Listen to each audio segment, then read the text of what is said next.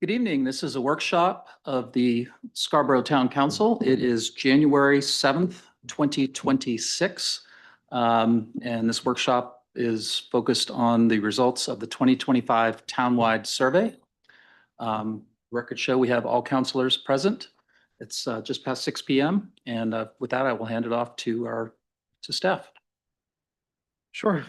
So just a quick introduction. So everyone in their packet did get, and it's been posted to the website, the updated 2025 community-wide survey. This is our third survey we've done since 2021. We've been doing it every other year. Many of the components of the survey are unchanged, although we do make some small tweaks to every survey to try to get some feedback or input on some of the bigger issues we think are facing the community. So there are some unique questions in there, which we won't have any sort of benchmarking for. But this is really an opportunity to get some statistically valid input from the community to find out what they think of the job we're doing and the community they live in, and how they feel about the municipal services. And without stealing any of our consultants' thunder, who will be here to present, for the third successive time, I think there's a lot to celebrate and think that we're doing really, really well.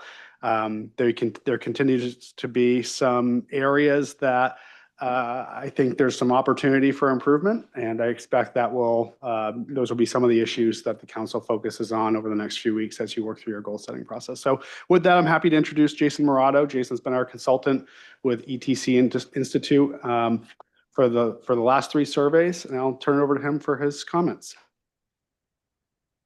All right, thanks, Liam. Well, good evening. My name is Jason Morato. I'm the Director of Community Research at ETC Institute, and we're a market and research firm that specializes in conducting community surveys for local governments. And as Liam said, we just finished for the third time conducting a community survey for the town of Scarborough. So today I'm going to walk through the key findings from the survey. I have a little background about ETC Institute. We're a national leader in providing market research for local governments. We've been doing this type of work for over 40 years. And in the last 10 years alone, we've conducted surveys in more than 1,000 communities across the country. So this is the type of work that we specialize in.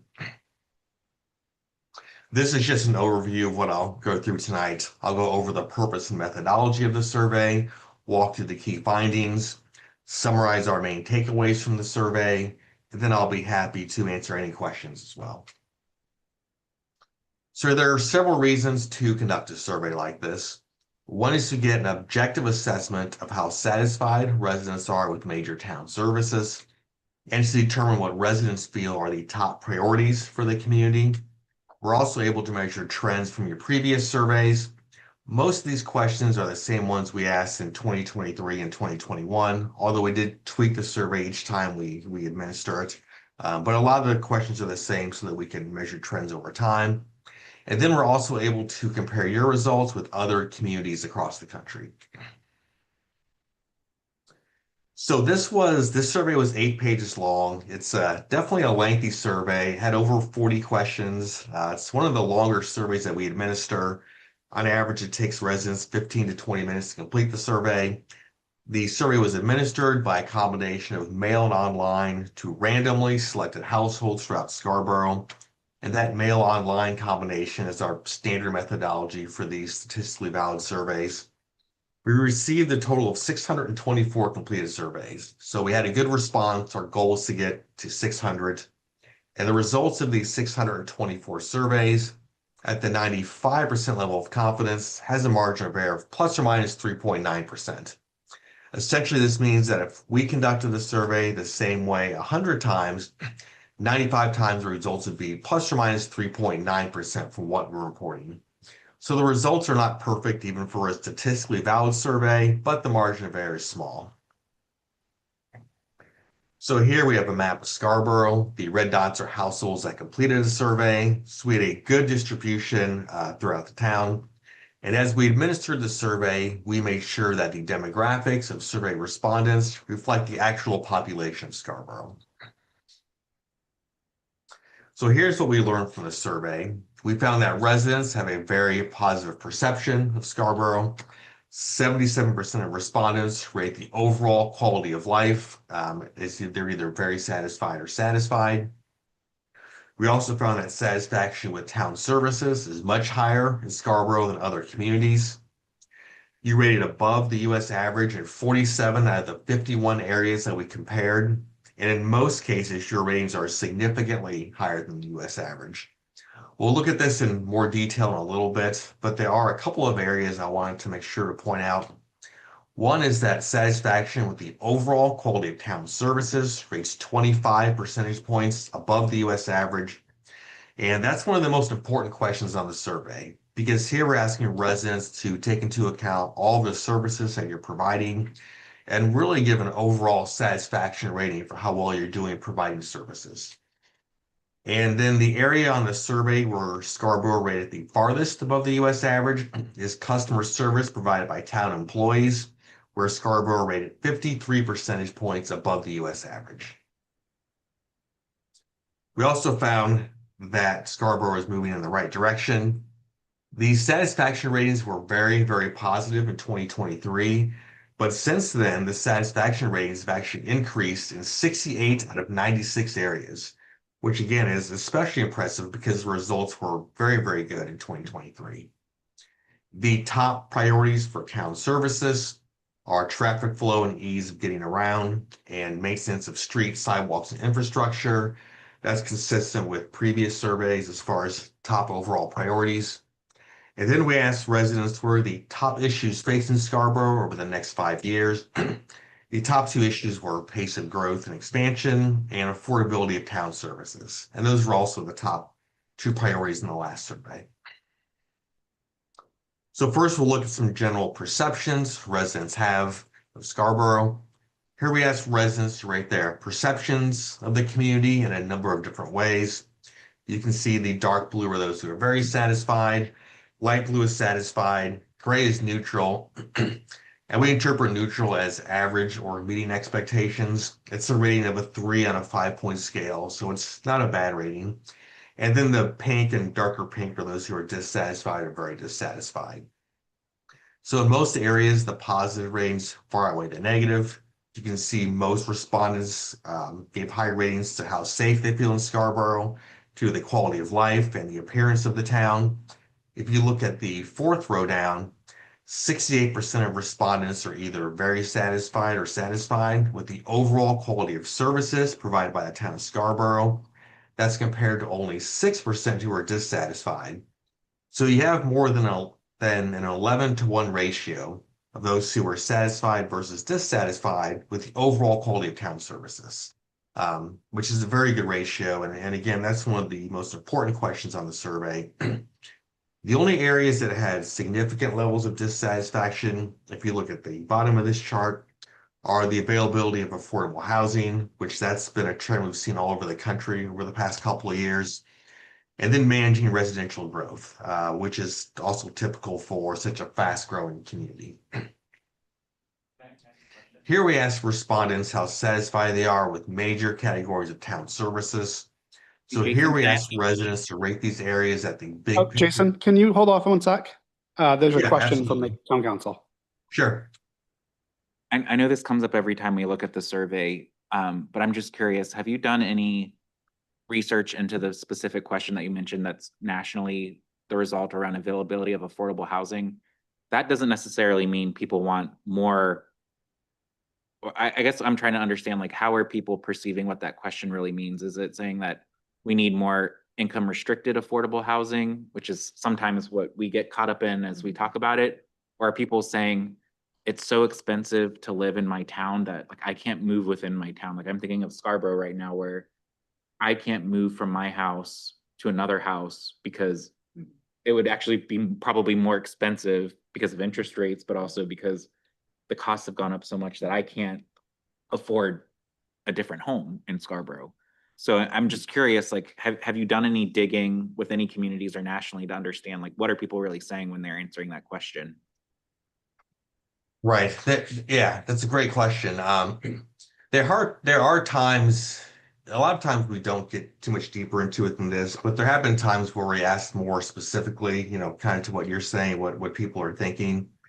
Typically, it's more about the second thing that you said, that people feel it's too expensive to find the type of housing they would like, whether it be moving to something bigger or just even, moving around within Scarborough. So typically, it's more related to that. Okay, thank you. Yeah. So in this question, this was actually the very first question on the survey. Here we asked residents to rate major categories of town services. So here we asked residents to rate these areas at the big picture departmental level. And then later on in the survey, we asked about some more specific areas within some of these categories. So you can see that overall the positive ratings far outweigh the negative. Once again, the blue are very satisfied and satisfied. The gray is neutral or average. And then the pink are those who are dissatisfied. If you look towards the top of this chart, over 80% of respondents are either very satisfied or satisfied with public safety services, customer service, public beaches and waterfront parks, library, and solid waste services. The only area that have more dissatisfied than satisfied responses are public transportation, and then traffic flow and ease of getting around within the town. We also had a question on the survey that asked respondents if they have contacted the town within the last year. Just over 50% of respondents have contacted the town within the last year. And for those respondents, we then asked as a follow-up question, how would you rate your interaction with town employees? And you can see here the results have been very, very positive. The dark blue means that employees always exhibit this behavior. The light blue means usually. So you can see, for example, if you look at the top of this, over 90% of respondents feel that Scarborough employees are courteous and professional. Well over 80% feel that employees they feel that it's easy to find someone to address their requests.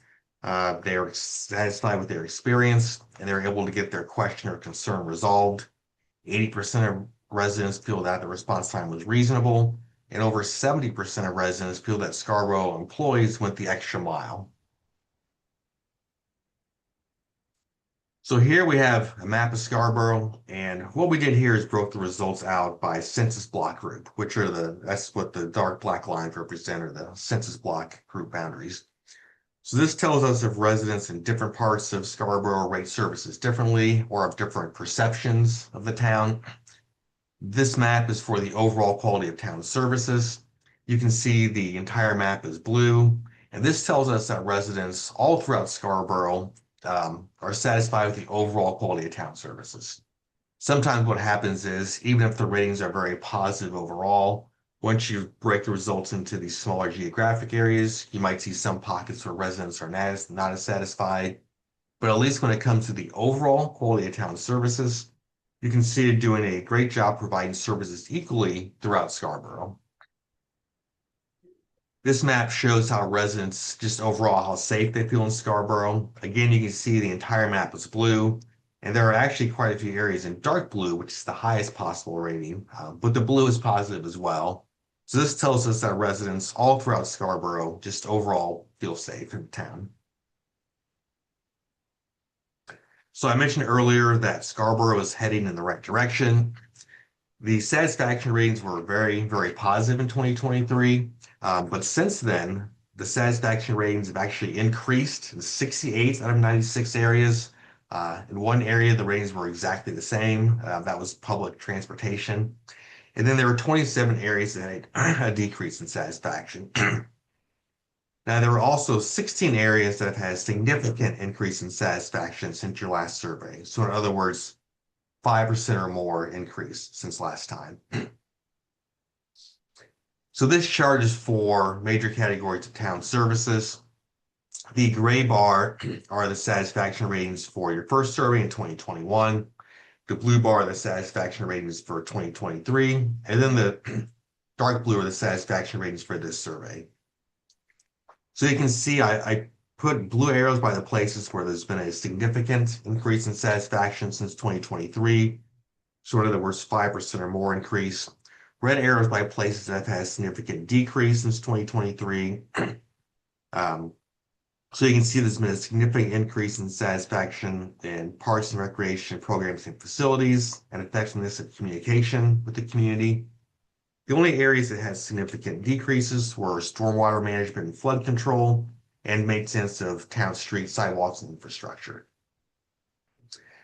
So if you look at the top of this chart, though, you can see the satisfaction ratings have been consistently high for public safety. It's been just either 92 or 93% satisfied in each of the last 3 surveys. The results have also been consistently high for customer service and public beach and waterfront parks. Library services had a bit of a dip in satisfaction from 21 to 23, but now you can see it's up by 4%. Solid waste services have gone up a little bit in each of the past few years consistently. Parks and recreation also had a bit of a dip from 21 to 23, but now there's that 5% increase in satisfaction. Public education has been pretty consistent, although it's gone down just a little bit in each of the past couple surveys. Communication with the community also went down a bit from 21 to 23, but now it's up 8 percentage points, which is one of the bigger increases in satisfaction since your last survey. Stormwater had been steady the last couple of years, but now it's down 5 percentage points. Town hall hours of operations, consistent the past couple of surveys. Maintaining streets, sidewalks, and infrastructure, you can see that's gone down a little bit in each of the past couple of surveys. The results have been consistent for enforcing codes and ordinances. We saw a pretty big decrease in satisfaction with traffic flow from 2021 to 2023, but over the past couple of years, the results have been pretty much the same. And then public transportation, the ratings have been just exactly the same in the past few surveys. Now, one of the areas I wanted to make sure to point out was communication services, because this is the area that had the most significant increases in satisfaction since your last survey. You can see in most areas, there's been a significant increase in satisfaction since 2023.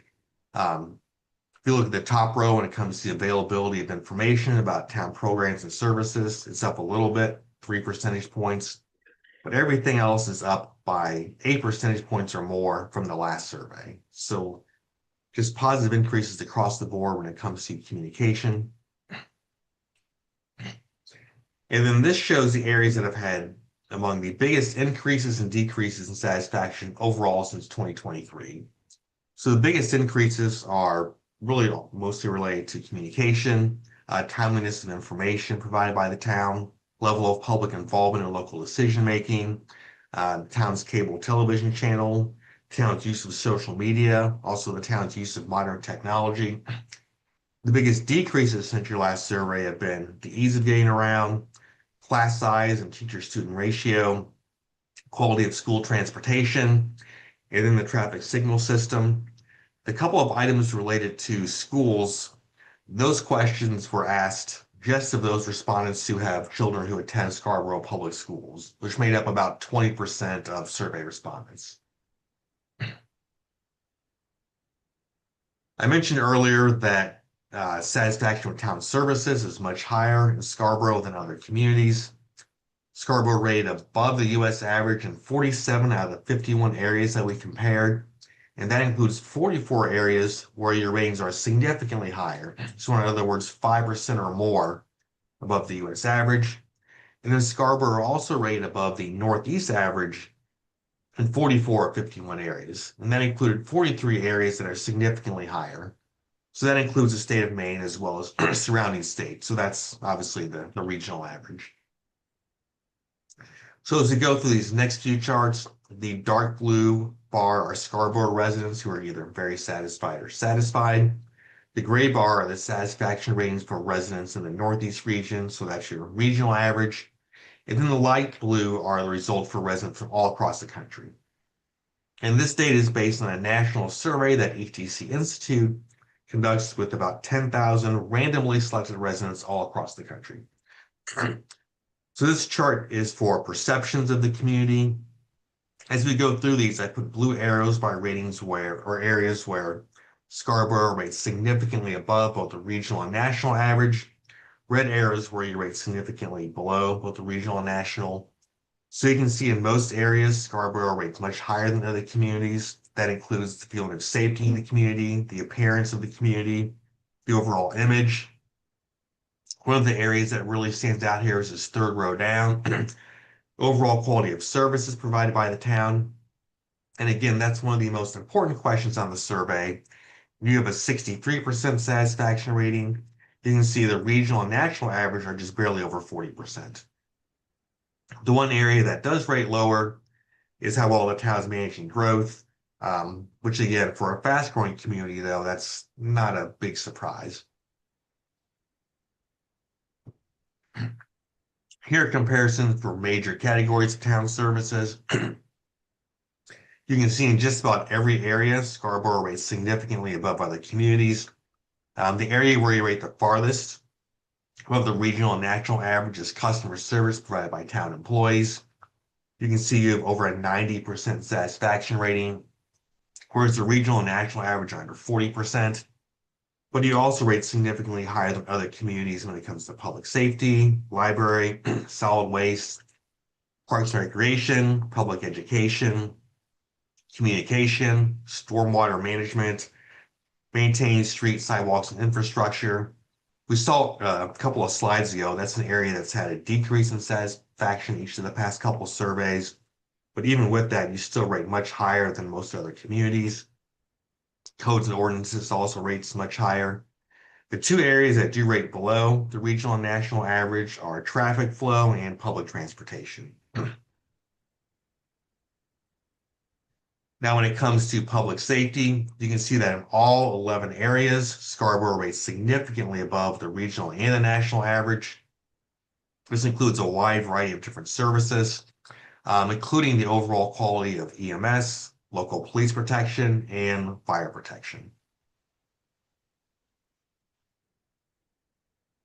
When it comes to trash and recycling, you can see your ratings are much higher than other communities when it comes to overall quality of trash collection and curbside recycling. The ratings are also higher when it comes to recycling services and drop-off centers, just not quite as much higher as some of the other areas. And then for infrastructure, here just about every area also rates significantly above other communities. The areas that rate among the farthest above the US average are the cleanliness of streets and public areas, mowing and trimming along streets and public areas, and then the overall quality of major town streets. The ratings aren't quite as high when it comes to the quality of bikeways, but it's still above the US and regional average, just not quite as far above as some of these other areas. And then for communication, we saw earlier, this is an area that's had a lot of significant increases in satisfaction since the last survey. And most areas are also much higher than the national average. So now we'll look at top priorities. So earlier we saw how satisfied residents are with major categories of town services. Here we ask from that same list, which of these services should receive the most emphasis from town leaders over the next 2 years? You can see the top priority by a pretty wide margin is traffic flow and ease of getting around within the town. The second highest priority is maintaining streets, sidewalks, and infrastructure. Third is public education. And then you've got a number of things that are really rated very closely together. Communication with public transportation, enforcing codes and ordinances are third, fourth, fifth, and sixth. This is something that we call the important satisfaction ratings. You might remember this from previous years if you saw this presentation before. This analysis is based on two different types of data. First, we ask residents how satisfied they are with town services. Then we ask which services should receive the most emphasis from town leaders over the next couple of years. The idea behind this is that those areas that have a combination of low satisfaction ratings, but at the same time are rated as the most important, are identified as the top priorities to focus on. So this first table here is for major categories of town services. You can see the top overall priority, traffic flow and ease of getting around. The next highest priorities are maintaining street, sidewalks, and infrastructure and public transportation.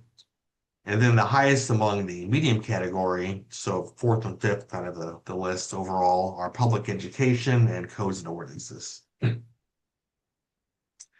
This table focuses specifically on infrastructure. The two areas that really stand out the most here are the quantity of sidewalks and the quantity of bikeways. So those are really the top two priorities when it comes to infrastructure. And then looking at public safety services, we saw the satisfaction ratings were very high across the board when it comes to public safety. But the top priorities overall are the visibility of police in neighborhoods and then enforcing local traffic laws. And then we asked respondents, what are the three most significant issues you think Scarborough will face over the next 5 years? You can see the two areas that really stand out are the pace of community growth and expansion and the affordability of town services. The next highest are affordable housing or public education. And you can see those top two are really the couple that really kind of stand out as the top priorities. So just a quick recap, we saw that residents have a very positive perception of the town of Scarborough. There's a lot of examples of that in the report. One of the areas that really stood out is that 77% of respondents are satisfied with the overall quality of life. We saw that satisfaction with town services is much higher in Scarborough than other communities. Your ratings are above the US average in most areas, and in most areas, in fact, they're significantly higher. A couple of the areas that really stood out were the overall quality of town services and then customer service from town employees. We saw that things are moving in the right direction. Satisfaction ratings have increased in 68 of 96 areas. That includes a lot of areas with significant increases in satisfaction, with a lot of those being related to communication with the public. The top overall priorities for town services are traffic flow and maintaining street sidewalks and infrastructure. And then the top overall issues facing Scarborough over the next 5 years are the pace of growth and affordability of town services. So that is everything that I had. Overall, obviously very, very positive results. The results have always been very high. Each of the 3 years we've conducted the survey, but this year they've actually improved even beyond what they were in 2023. And they were very good in 2023. So with that, if anyone has any questions, I'll be happy to answer them.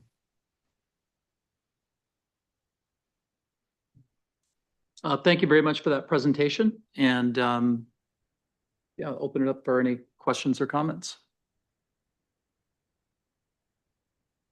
John? One, I know Liam, you brought this up last time, but just kudos to Allison Carrier, because I think those scores increasing for communications, I think she deserves a lot of the credit for. So I just want to take a minute to just really acknowledge and recognize her for all that she's done. And I'm super excited with the communications committee, because as we in our first meeting really started to brainstorm, I could see her wheels spinning. And so I'm sure it's only going to get better and higher as we go forward. So just very excited for that work there.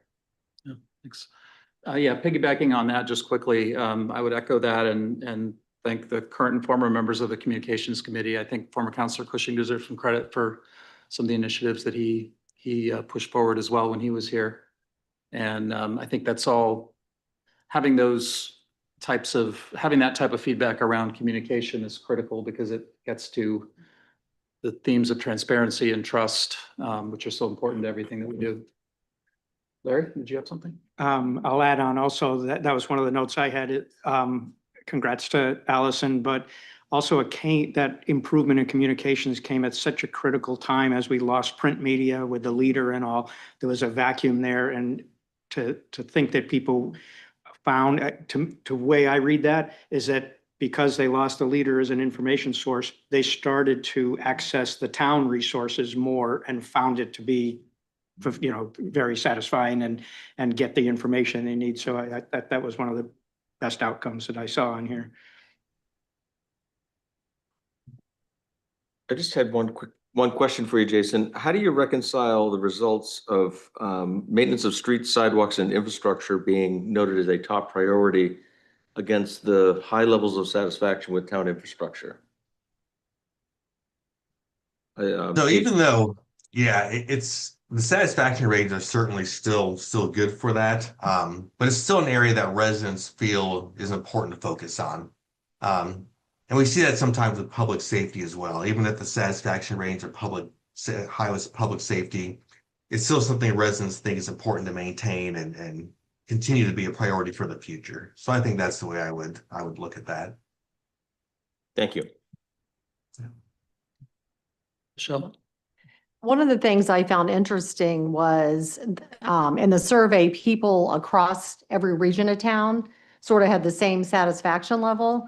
And when we were out doing the listening sessions or the cupcakes with counselors, I know at least a few of the sessions John and I did together that we heard specifically from people that in certain parts of town, they felt like they were less connected. And some of it seemed to be people that were maybe less comfortable with technology and mentioned not having a leader. And, we're exploring a lot of different ways to enhance what's already been, the needle's been moved on in a positive way, but we did see some regional differences. Jason, you mentioned that it's, in your experience, it's not unusual with growing communities to see some of the feedback that we saw with this survey around concerns about managing residential growth in particular. Could you talk a little bit more about the types of feedback that you see in some other somewhat comparable communities and how you've maybe seen that fluctuate and how it compares with what we have here? Yeah, absolutely.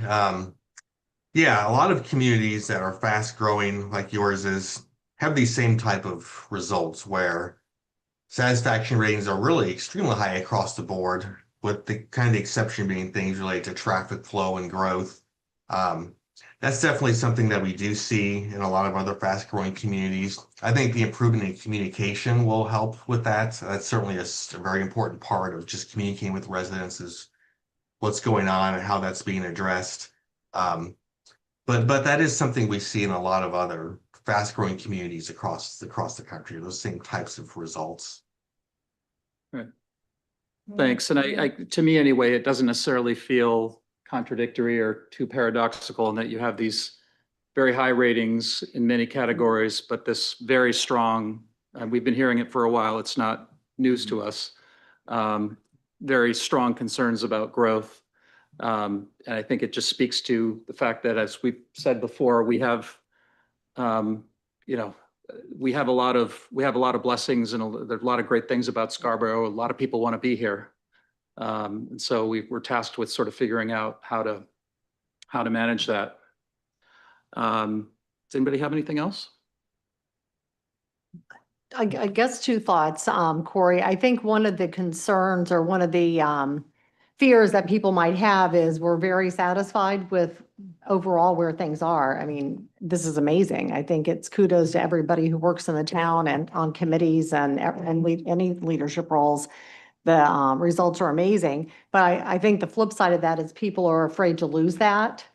And I think the growth piece sort of is the piece that plays into that, whether it's quality of life or traffic or diminishing services because of growth. The other question I might have for the consultant is just when you take a look at education came up as sort of a top, 3 or 4 concerns, and then taxes, is a top 2 concern. So, what do you see as a correlation between that? Between schools being a top priority and then what about taxes? I'm sorry, I don't know if I. Taxes was a number 2 concern. Taxes was a number 2 concern after growth. Yeah, I think that question was related, mainly to property taxes is what it was. Yeah, I mean, it's tricky to balance that. Now, those are the results for all respondents. One thing we may want to do is take a look at the results for those who have children in public schools versus those who don't, and see if there are differences, which there probably are. Now, the satisfaction with school actually, I believe, improved a little bit from the last survey, or actually it was very consistent from the last survey. So I think the satisfaction ratings with that have been consistent over the years and the priority level consistent as well. The tax piece, I think that's in most communities that rates as something to focus on moving forward, no matter what, no matter how satisfied or dissatisfied residents are. I think taxes is always something that's just a high priority for residents. Part of me wonders, the reason why public education might have been as high as it was. What is because we had the bond happening at the same time when the survey was out. And there was so much communication on it that I think it maybe inflated that because there was so much attention, because as I recall in previous surveys, public education was a lot lower. It wasn't like at the bottom, but it wasn't as high. And so part of me wonders, are we gonna see that change in the next survey because we won't have a big bond that we're asking, but we will be in construction, so I don't know. It'll just be interesting to see how public education stays up there, because it wasn't there from what I recall in the past two surveys as a top thing. Yeah, I think, oh, sorry. I was just gonna say, I think the growth thing is, and I know that's gonna be a big focus for us as we go into goal setting, is discussion for growth. It is disappointing to see it continue to go down. I'm not surprised. We had a great workshop a couple months ago where we looked at all the things we've been doing to try and manage growth, but clearly those things aren't either the right things or the things aren't happening that the community wants to see. So I think it's just important for us to put our heads together to figure out, if not that, then what, and what can we realistically do. And I'm kind of more in the boat with Michelle, or I don't know if this is what you were saying, Michelle, but I tend to be a critical person where it's like, yeah, we're great at those things. That's great. I want to be great at everything. So how do we take some of these lower scoring things and instead of being, great at 61 of the 96 questions, be great at 96 of the 96. I know that's probably not reasonable, but like, at least I'm kind of looking at it at like, where do we have the most room for improvement? Because we're really great in a lot of places. And to me, that's sustain, keep doing it. But how do we get better at some of those lower places, especially as we go into goal setting? Right.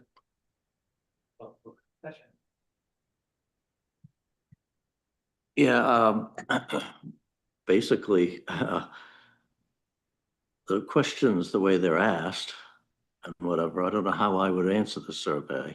Because like you say, taxes, and as Jonathan's saying about improving, and the only way to really improve is to throw more money at it. You know what I mean? So you have to have that balance. And so maybe being above the whole rest of the nation, are we above the rest of the nation in taxes, property taxes? You know what I mean? I mean, we're collecting more money and it's making, great services or whatever. But I mean, like bike lanes and sidewalks is huge amounts of money to make those. We've done some. I mean, there's a great one on Spurwink on 77, just after Higgins Beach. That was a really bad corner. If anybody was even walking, you come around the corner, if there's a car coming at you, you'd have to stop. And now they've got it, there's a bike lane and a sidewalk there. So, there's been some improvements, but to be able to do that through the whole community, Right. you have I don't know if who got the survey, but I know the bikers, the gang of them that goes down the middle of the road, everybody's upset with them, but, I don't know if we had a bike lane, it wouldn't matter. But I'm just,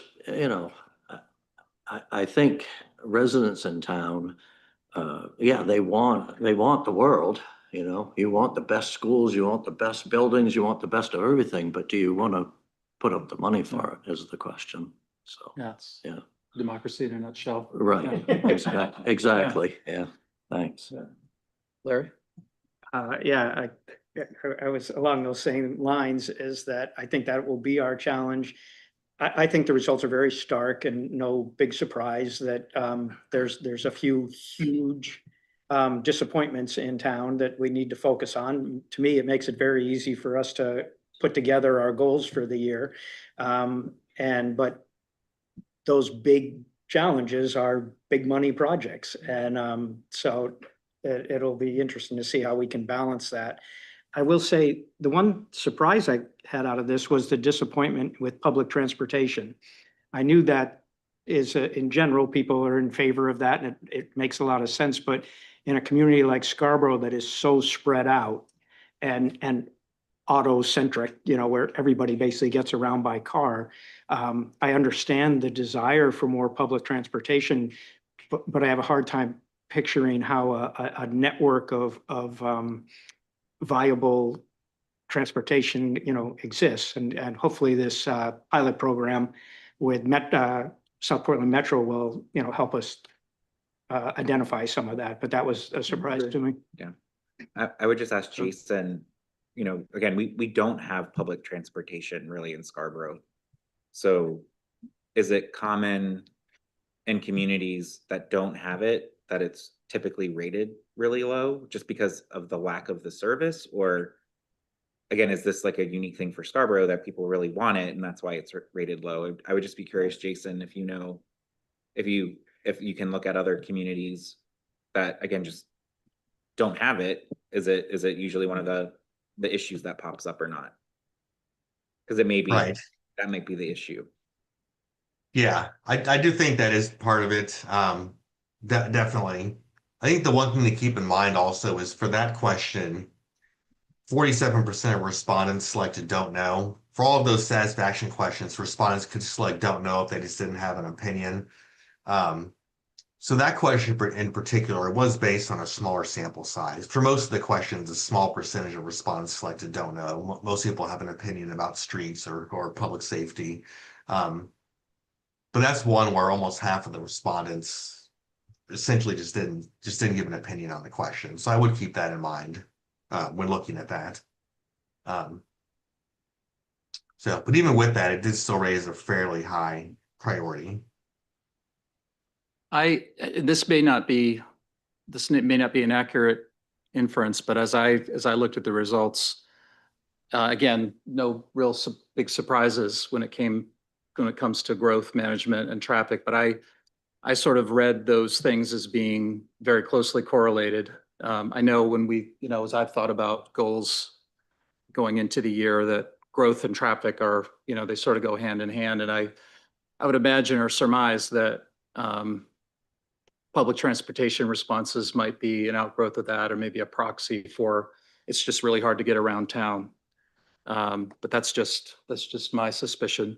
One thing we have not talked about, and I want to make sure we do touch on it because we've only got a few more minutes and I want to leave time before our full business meeting, is we did, as you mentioned, Jason, most of the questions on this survey were consistent with previous surveys, but at the request of the council and the communications committee, we did have one or two additional questions related to dogs on the beach, for lack of a better way to put it. So I wanted to make space, to acknowledge that, and that it seemed to me that the feedback on that was pretty clear. I don't know if other counselors had thoughts on that, or Jason, if you wanted to speak to it from a consultant perspective as an item that is, obviously it's not like the other questions in the sense of being a longitudinal recurring question. Yeah, absolutely. If you want, I can share my Sure. screen and we can look at that one. Thank you. Oops, let me see if I can grab the right file here.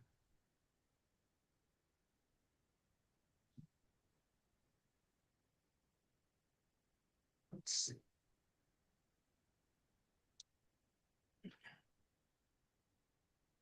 Okay, yeah, so it's question 31, I think is the one you're referring to. Yeah. Yeah, so the top choice, so this is just kind of a shortened version of the question, but the question said, more than 10 years ago, the town adopted revisions to the animal control ordinance that were designed as a compromise for dog access on beaches. These revisions outlined shared access to town beaches with specific provisions for when dogs may be on leash, off leash, or not allowed, depending on the season and time of day. Which of the following best reflects your opinion on the current ordinance? So 58% of respondents said the current ordinance is reasonable and should remain as is. So that was by far the top choice. And then the other 42% of respondents were kind of evenly divided among other options. 14% said the ordinance should be revised to allow more dog access to beaches. about 13% said ordinance should be revised to allow less dog access on beaches. So you had about a equal number who said more versus less access. And then 15% said they have no opinion on the current ordinance, which to me essentially means it's okay as is. So that was by far the top choice. I will, yeah, on the note that I think this is specific to beaches. And what's interesting is what came forward at a community services advisory board was to address parks and trails and town facilities. So this is not surprising at all, but it doesn't actually address, I think, what that committee was looking to do last year. And that was to be in more compliance with other towns and with the school policies about access. So like, that's great and that's helpful because I don't think that's something people want to touch, but I just want to say like that's not what that committee was looking to do when that came forward last year. So it's a little bit different when it comes to that. I was hoping people would want more. To be honest, I think we need a dog park. I was hoping people would say we need more access, we need more places to go, but I feel like this was a very specific question that we didn't get to ask maybe that question. I personally think we need more places throughout town for dogs to go. But I think they're satisfied with that. Right. Well, And I should say, sorry, John, just very quickly, I mentioned the communication committee's role and kind of crafting the survey questions, but the ordinance committee, of which I was a member at the time, also gave very clear direction and as part after considering animal control ordinance revisions, that to have this question, this very targeted question in the survey to kind of help with the decision making going forward as it pertains to beaches. John? So my thoughts on this is, well, to Karen's point, one of the things that I would encourage us to also look at and not forget is we did the Parks and Facilities Master Plan. And then there was a lot of surveying on that specifically. And we did ask a lot about dog parks in that. And I was surprised because I was a big advocate. I remember when I got the survey, I was like, yes, dog parks, but it came out really, really low. And so it wasn't something that our community wanted, at least when we did that, which was also a pretty massive survey. So I'm not surprised. And then I also feel like in the survey results, not on this slide, but the parks and facilities seem to rank really high. So people still seem to be satisfied that there's not a problem. So when I look at this and I think of those, I think anything dog related is not, to me, a priority for our community. And I think our energy would be better served as a council, focusing on the growth, the traffic, and trying to and sidewalks and try and focus on that and not try and pursue anything related to pets at this point. So that would just be my recommendation based on these results. And I know there's been some energy around this in the past and maybe some ideas that people still want to pursue, but I would just say if we could table that for now and focus on what we need to focus on, that would be my preference. Larry? One other tangential point that I could make with that is that when this compromise ordinance was put in place a decade ago, the vote on that referendum almost exactly matches this. So you could infer that the sentiment really hasn't changed over that length of time either. So I think we've got a ton of information now to move forward. And I would say, again, it's highly charged. And I think there's general proven agreement with it. And it's not something that to me, it's really hard to dive into this a little bit. You know, there's talks about, could we just tweak this and tweak that? But there's advocates for all different positions on that. And I think it could be distracting to try to change it at this point. Yeah, I agree. I mean, this was hashed over very in depth with the beach thing. As far as other areas in town, we have a lot of land trust land that has been donated with these natural trails and stuff, and there's dogs allowed, right? Is it some of them don't allow dogs? They have to be on leash but not released, but there is some that they can be, you know, so we're probably increasing a little bit with those because we have increased it dramatically with the land trust land, which is actual land preserved. That's what you need for a dog park, right? Yeah. Anyone else have any final thoughts before we break for a few minutes? Go ahead. I have a question just about sidewalks. Are we requiring all new developments and developers to put in sidewalks with any project going forward? I know we can't retrofit like every piece of Scarborough with sidewalks very easily, but moving forward, we can make that happen. So what's the status of I that? would say generally yes, for site plan, so that that's a project of a certain size, if you will. But also location matters, something happening, a 3 or 4 lot subdivision on the other side of the turnpike where there's no sidewalk within miles, we're not. In some cases, they're still negotiating additional monies that are held by the town to be used for sidewalk development elsewhere. So I know it is a big issue. We have members of council who've spent time on planning board.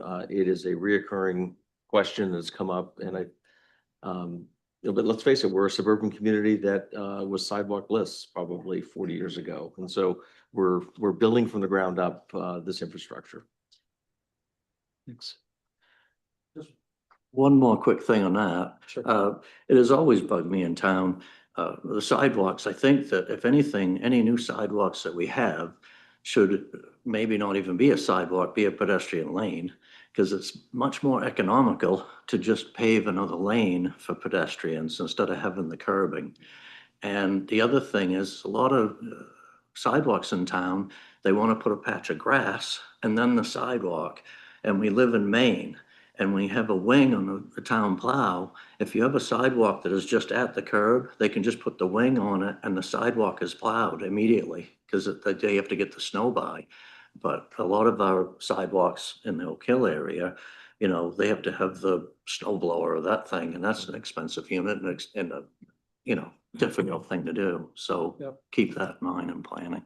Thank you. Thanks. I would just add in the townwide transportation study, Scott, your point of like, it doesn't always have to be the same thing was something that's in there where they were saying like, if we were going to do something on, a road in West Scarborough, we wouldn't put in like a traditional sidewalk. We might just have an extended buffer that could be a walkway or a bike lane or something that's like for everyone, but it's just an extension of the road. And so I think this is probably what Autumn is going to be doing with the sidewalks and trails master plan is take some of that feedback to then kind of reimagine, Michelle, to your point, where do we want all of these so that we have a blueprint that the planning board can use to say, okay, right here, we want some road extension that maybe that would make sense, not like a traditional sidewalk. And so I think I'm excited for that and would hope to see that we, given this feedback, accelerate that because I know there's a lot on Autumn's plate, but that feels like something initially I was skeptical of because I was like, we do all these studies and we keep studying things, but this one feels like it's very much aligned with the desires of the community. Okay, thanks. Well, just to wrap things up, I'd like to thank Jason again for this really helpful presentation and for being available to answer our questions. Thanks staff for kind of helping to administer it and pull it together. I think, it shouldn't be lost on any of us that the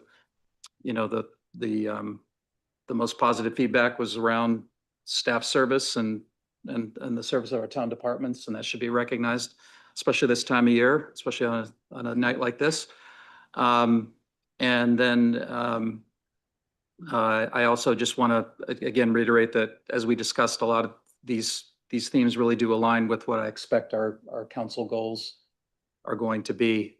And with that, we'll close it out and we will reconvene in about 5 minutes. Thank you. Thank you, Jason. Yeah, great. Thanks, everyone. Let's keep.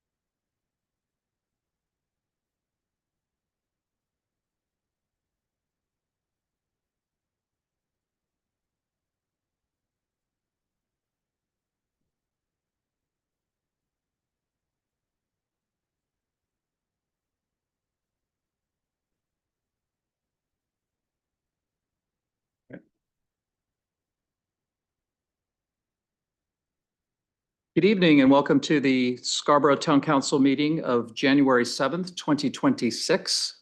Would you please rise for the Pledge of Allegiance? Pledge allegiance to the flag of the United States of America and to the republic for which it stands, one nation, under God, indivisible, with liberty and justice for all. Thank you. Jody, could you call the roll? Counselor Doherty. Here. Counselor Kane. Here. Counselor Shu. Here. Counselor Donovan. Here. Counselor Anderson. Here. Counselor Hay. Here. Chairman Fellows. Here. All present. Thank you. The next item on our agenda is general public comment. This is for comment on anything that is not on our agenda this evening. I will ask, as usual, that you please keep your comments to 3 minutes or less. We've been a little bit lenient on that at times lately, but I really do want to try to keep to that and in respect for everyone's time. And just introduce yourself and give your address. Thank you. Richard Hayes, Martin Avenue. I have a couple of concerns. I went to a planning board meeting not too long ago, and there were discussions of a couple of projects. And I spoke against one of them. And because of the traffic, it would create additional, this is on Broad Turn Road. After I spoke, not specifically addressed to me, but the one member of the committee said that he was kind of tired of people trying to dictate what other people could do with their land. And that if he did, I don't remember whether he didn't say my name, but indicated that if I had a problem buy the land and I could sit on it. I think that's a poor position for anybody on any of our boards to take. I have a concern of that particular 24 unit proposed building with 24 to 36 cars coming out on a Broad Turn Road early in the morning, I think is troubling. My other comment is I happened to catch the tail end of a different planning board meeting where another discussion was going on about 6 or 7 housing units. I don't know where it is, other than 2 of the members of the board spoke against it because it's near the marsh. I hear all kinds of talks about how beautiful the marsh is and what an asset it is to the town of Scarborough, and it's a draw and it's this and that. We seem to talk out of both sides of our mouths when we continually allow developments close to it. At least 2 members of the board were against it, but it got approval. And as I say, I do not know where it is because I didn't catch the beginning of the meeting. So just some concerns. And my last point would be, I hope we're past the discussion parts of growth and that we are now hitting an action stage where you folks will take some direct positions to slow the growth in town. Thank you. Thank you.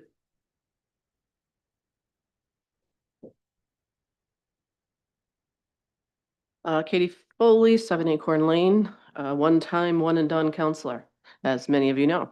And I've mentioned that because one of the things in the survey that I'm particularly proud of is the communications increase. That was a focus during my term. I remember telling Tom Hall that I said, I think I'm gonna host a roundtable. He's like, what? Like, yeah, we're just gonna open town hall and have people come in and we'll serve snacks and we'll just let people talk to us. And that was met, it was kind of a crazy idea a decade ago, and you can see where that has kind of progressed. And I love to see that. And hopefully I was a little bit of a instigator and a part of that. Obviously want to talk about the survey as it relates to the dogs. appreciated all the comments that were made, and particularly with the advisory committee. You know, I know their intention was to only codify rules at, you know, some of the school fields and whatnot, but that's not what happened. And unfortunately, I think, you know, I can't remember who it was. I think it might have been Counselor Anderson or Counselor Kane who said it's hard to, you know, kind of go in halfway, right? So as a real estate agent, I equate it to an investigation a contingency. So when someone puts an offer in a house and they said, I want to have an inspection, they have a 10-day window. They can walk away, or, you know, that window is open.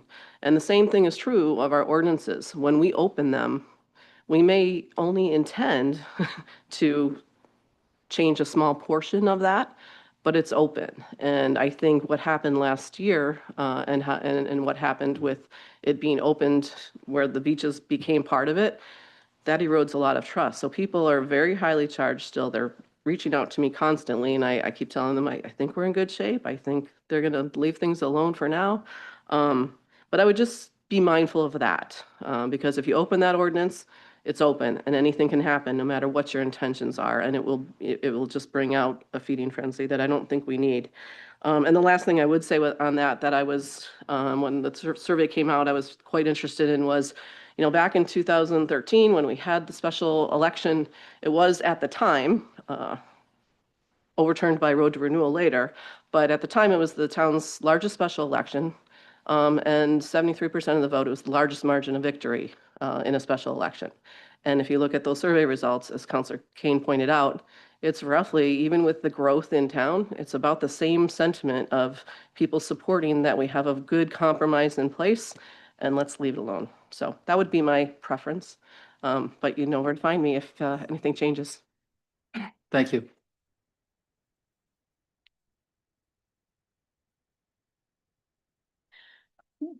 Denise Hamilton, 2 Rod Road.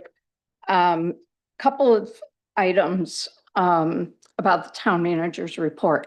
And I wish that there could be a public comment after the town manager report, since it's on the agenda, because I kind of feel like I'm putting the cart before the horse, not knowing what Tom's going to say. But 2 of the items at the bottom of the manager's report, first regarding the guardrails on Higas. I was actually going to comment about this tonight because I noticed on my way home from the last council meeting that they were fixed. So that was a pleasant surprise because DOT told me it wasn't going to be until March. So it was nice that it got done sooner. The other item is regarding the Scotto Hill, of course.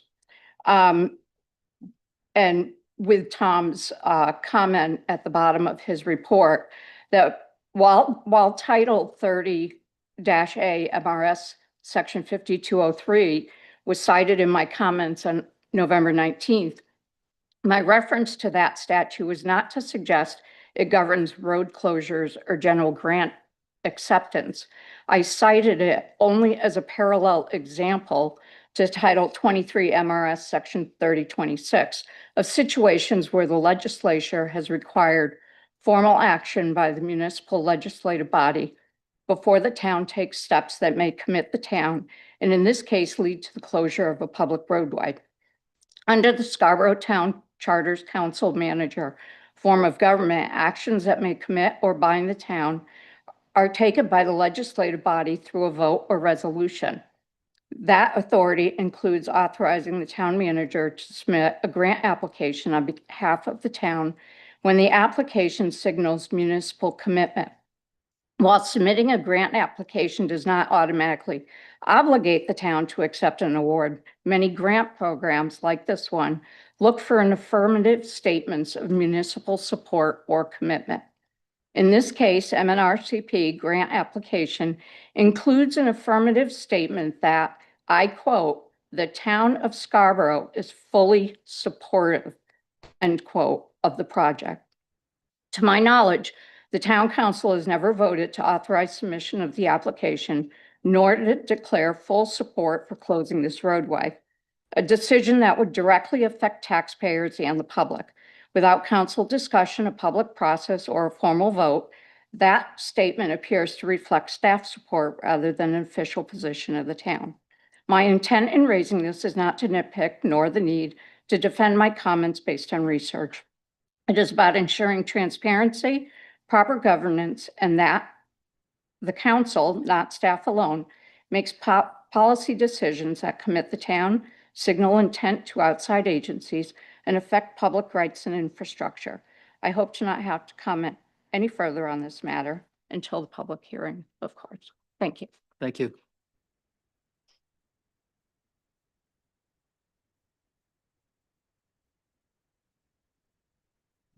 Jim Pritchard, Maple Ave. Just a couple issues. This week, I started rehab again at the gym at Maine Health. On my way back in the afternoon, the bus had dropped the kids off at Green Acres and Elmwood, and they were walking up the hill because the sidewalks weren't open. I forgot I had to get something at the store, so I just made the loop and come up. I noticed Route 1 sidewalks were completed. 114, the sidewalks were completed. With the amount of traffic using Elmwood now, I would think we'd have those sidewalks open for the kids to walk home from being dropped off from the. I'm wondering if there's a way we could prioritize what sidewalks are done immediately after the storm. The second issue is the one that was raised by Councilor Doherty about pedestrian lanes. My experience with those, if you have somebody walking and somebody on a bike, the bikers feel they have right away no matter what they're doing. They find a pedestrian, they're gonna shoot out into the road. So I'd really suggest you really give that careful consideration when making your decision on that. Thank you. Thank you. Anyone else?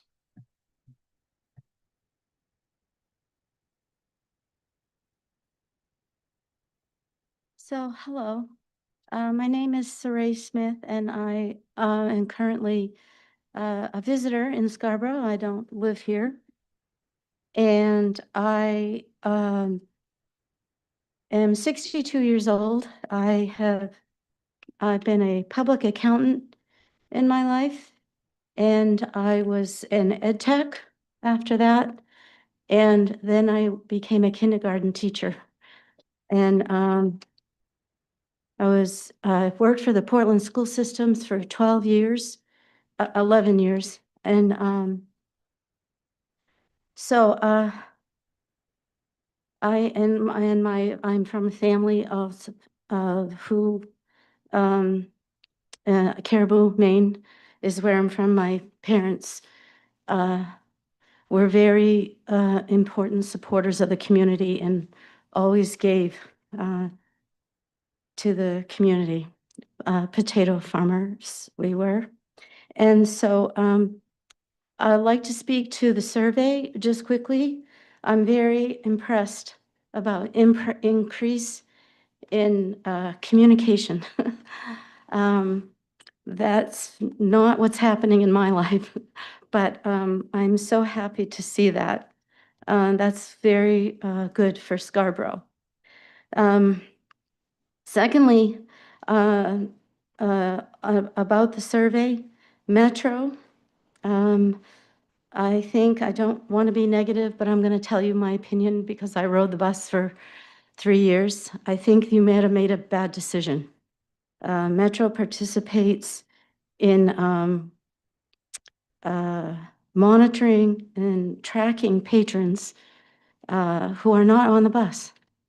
And they report that to the internet somewhere.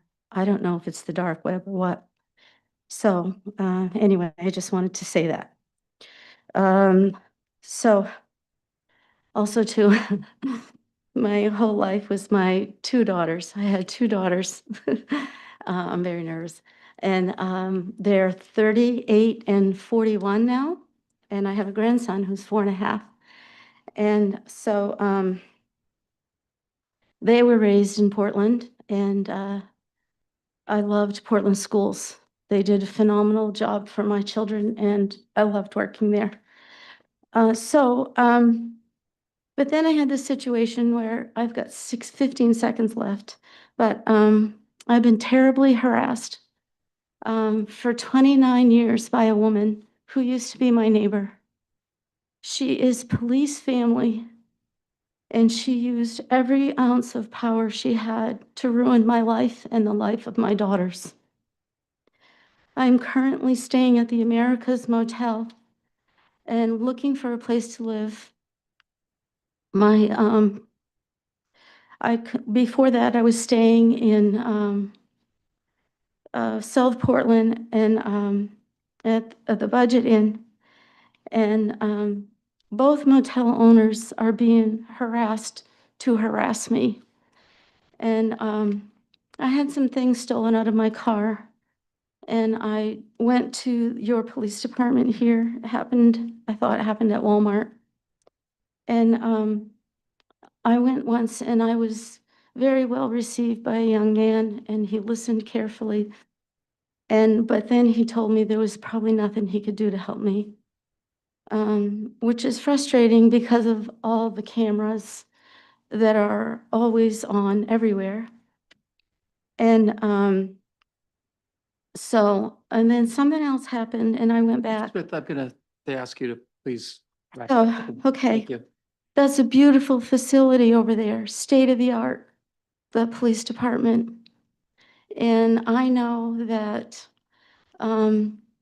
there's a lot of gossip going on to ruin me. That's very, very bad, and lies. And it's affecting my grandson. And I just want people to know I get stalked everywhere I go, and people report everything I'm doing, down to going to the bathroom on the internet. And so I urge everybody to talk about it and to not believe anything that you hear.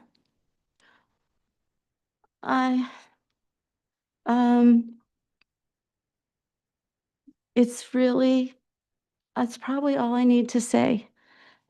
Just don't believe it and fight it, because the businesses are in on it. And I was treated disrespectfully by the second officer, who was a rookie too. And they're usually the ones who are very bold in being disrespectful. And I never disrespected a police officer, because I too was a community worker. So thank you for your time. And I know it's hard stuff, but I'm going to tell you there's a lot harder things that are happening to me that you've never heard of before in your life. And I'm not going to say that anymore about that. But it's really wrong, and people need to fight to stop what is happening on the dark web. And this is Thank you. okay. Thank you. Thank you. And I'm going to leave because this always makes me upset. But I've enjoyed hearing everything that I heard about Scarborough tonight, and I wish I could stay. Okay? Thank you. Thank you. Thank you, and I hope you get the help you need. Thank you. Anyone else? I don't think we have anyone online, do we? No? All right, with that, we will close general public comment. Thank you very much. The next item, the minutes from the December 17th, 2025 Town Council meeting. Do we have a motion? Second. Thank you. Any discussion? All in favor? That's unanimous. Thank you. Item 6, adjustments to the agenda. There are none. Item 7, items to be signed. I signed treasurer's warrants before the meeting. And item 8 brings us to the town manager report. Tom? Thank you, Mr. Chair. Let's start with Scotty Hill Road. First, I probably should have done the homework, and I'll do that because it's now in my mind. But I very purposely included this topic on, I will say, the last 6 months of these reports. I may be wrong here or there, but many times, as you may recall, I didn't have much to report, but I appreciate that it's a matter of public interest. I believe consistent with that, in almost every case, as I recall, I've mentioned the fact that we're applying for this grant. So I just wanted to be clear that, that's always been part of the exploration that we're going through. From my perspective, certainly acceptance of a grant is where it's final and where we're making final commitments. In that vein, I will say, as a matter of fact, today we did hear formally that the NMRPC grant has been awarded to Scarborough, should we wish to receive it. So that's a piece of information that has been elusive for us, although we've had fairly positive indications right along. So that's a piece that has finally landed and will be included as part of our overview. To that end, we have scheduled a council workshop for February 4th, at which time we'll present kind of the range of options and look for some discussion and direction from council. I've also heard some mention that this may be a topic for Council Corner Live, and that's certainly something I'm willing to participate in should that be helpful. I should also mention, just with regards to the survey, just I'm gratified in many respects. I must admit, every time we do this, particularly after the first one, when we ranked very highly, it's very hard to go higher, to be more satisfied. There's a lot of room to fall.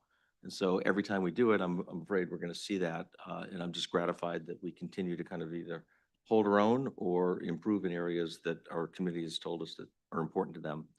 And just the overall satisfaction in terms of quality of life is really something that gives me great joy and comfort.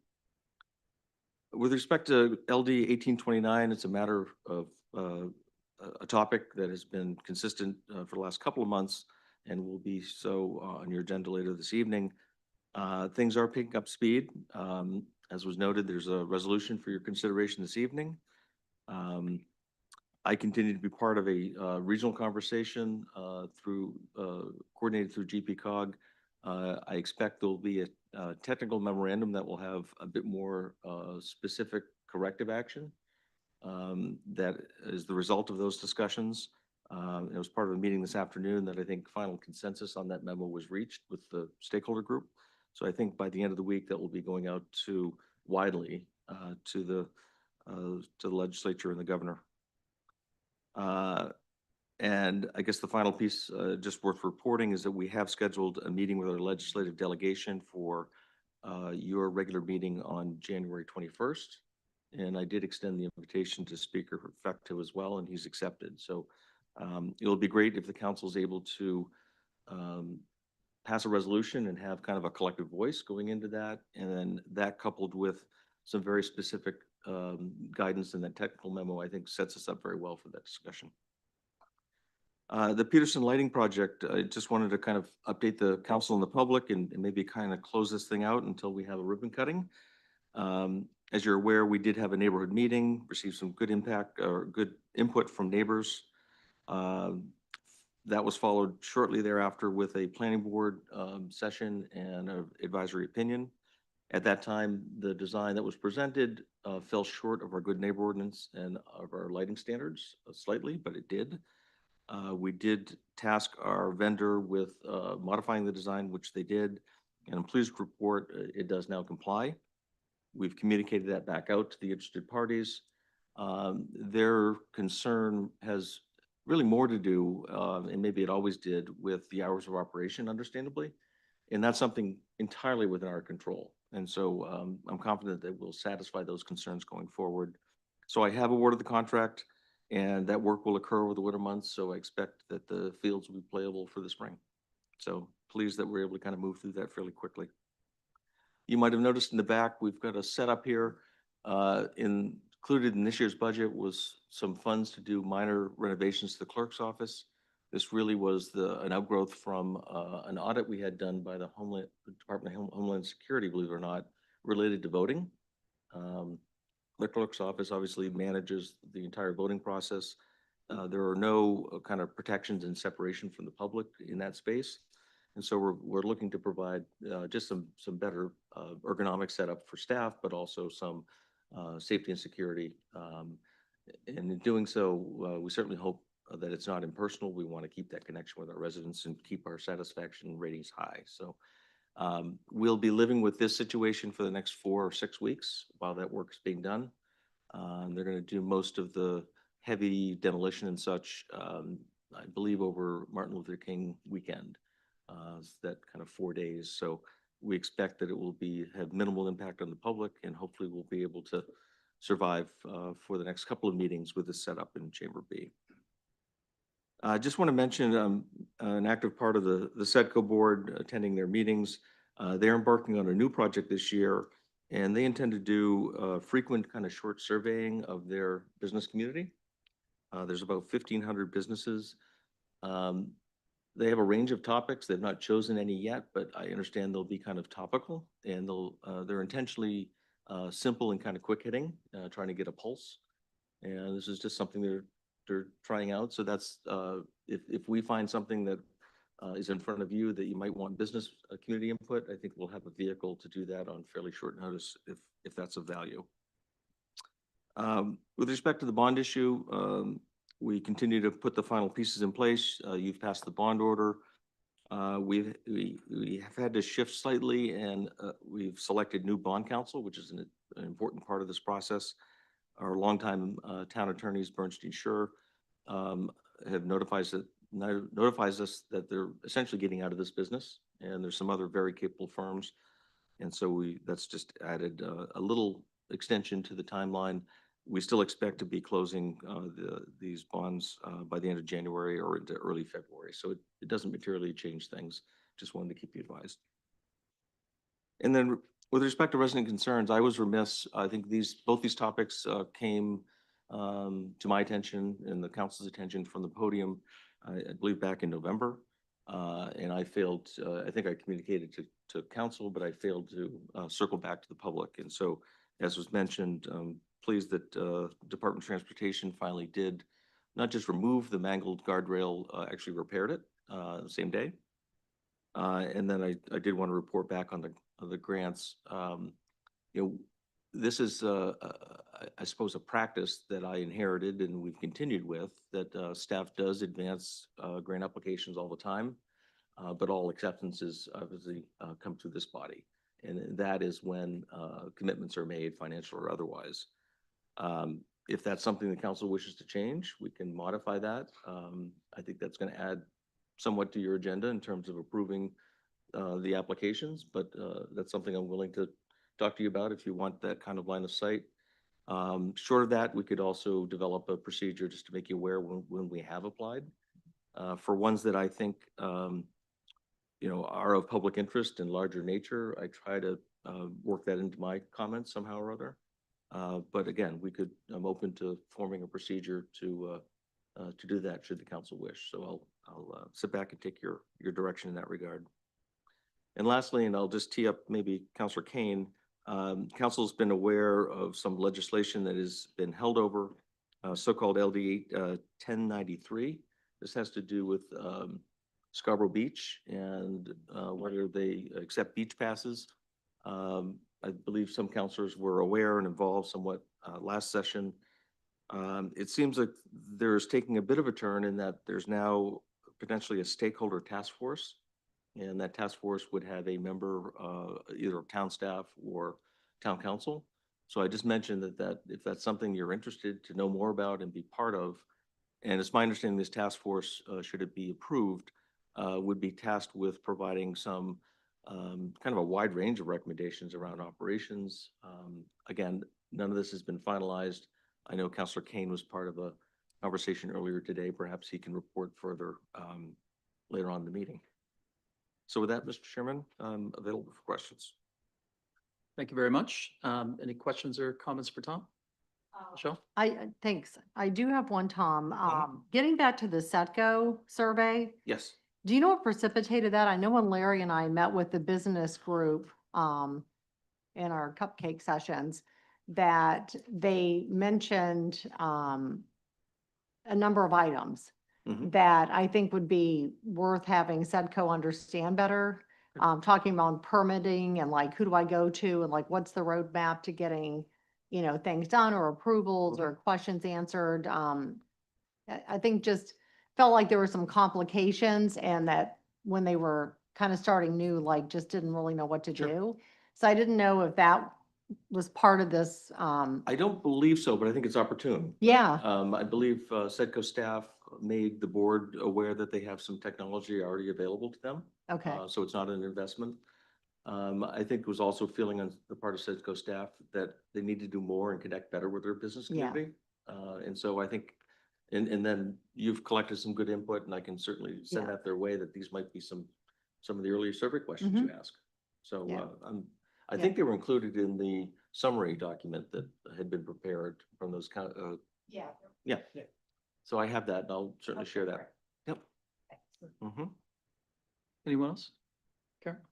Couple questions. Mhm. For Scotto Hill Road, was there any grants or consideration for keeping the road open, or was it just grants pursuing to close it? Oh, no, we have continually exploring grants for culvert replacement to assist in kind of the conventional, let's put it back together. Yep. Thank you. Those have been challenging to identify at this point. Okay. But yes. of Probably a course. lot of competition. There is nationwide. And then maybe you can explain to me, because when I read the charter, it says that we have the power, because we learned to do the assessor, the town manager, but then it says town attorney. Mhm. And so is the bond counsel different than the town attorney? Or I is that believe under the that's- same veil of like, do we have to approve that? Like we would approve the assessor or the attorney? I'm pleased to bring that to you. I believe they are distinctly different. The town attorney serves a more general purpose. Right. To provide general legal counsel to the town council, whereas, bond counsel is very specific. And in fact, they're not even representing our interests. They are making sure for the investors that all proper, everything has been followed from a IRS and SEC point of view. But it's a necessary part of that. Right. I'm pleased to bring that appointment to you, but I don't believe you need to approve it. I don't know, just reading the charter. Yeah, I appreciate that. And then lastly, I was going to do a planning board update, but you brought up the Peterson Field. And I think one of the things that came up during discussion was just, I want to tell the council just generally that, there were some talks about, under our ordinance, all of our parks currently are from dusk till dawn, dawn to dusk. And Right. that, some of the neighbors were saying, this is a change in use. We have a park next to us. This is a residential zone. And so I don't know if we're gonna, because currently the ordinance says unless posted otherwise. So I don't know if we're gonna have to sort of carve out Peterson, but I think it's worth, giving a FaceTime or just mentioning that I think there were some concerns with mostly direct abutters, just saying, I bought next to a park, but this is a park just like every other park in Scarborough, that there's no lights, everyone goes home when it's dark. So there was a little bit of murmur of like just discontent with that change. I still think it's good for the community, but I think it's worth noting, maybe next time we go and look at another park, we should be like, hey, is there maybe a better option, or should we start the process earlier?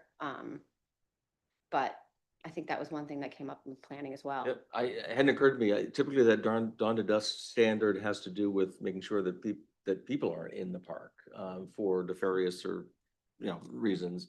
But I think it arguably would equally apply to, authorized uses in the park as well. So that's a point that I'll certainly look at. Thank you. Anyone else? Scott? Yeah, on the Scotto Hill thing, I do think that we should, I think that's what the public's saying is, I think if it had of, came before the council, then you would have public comments. So immediately, I think it should have came before the council and say, do we want to get grants to close the road, or do we want to get grants to keep it open?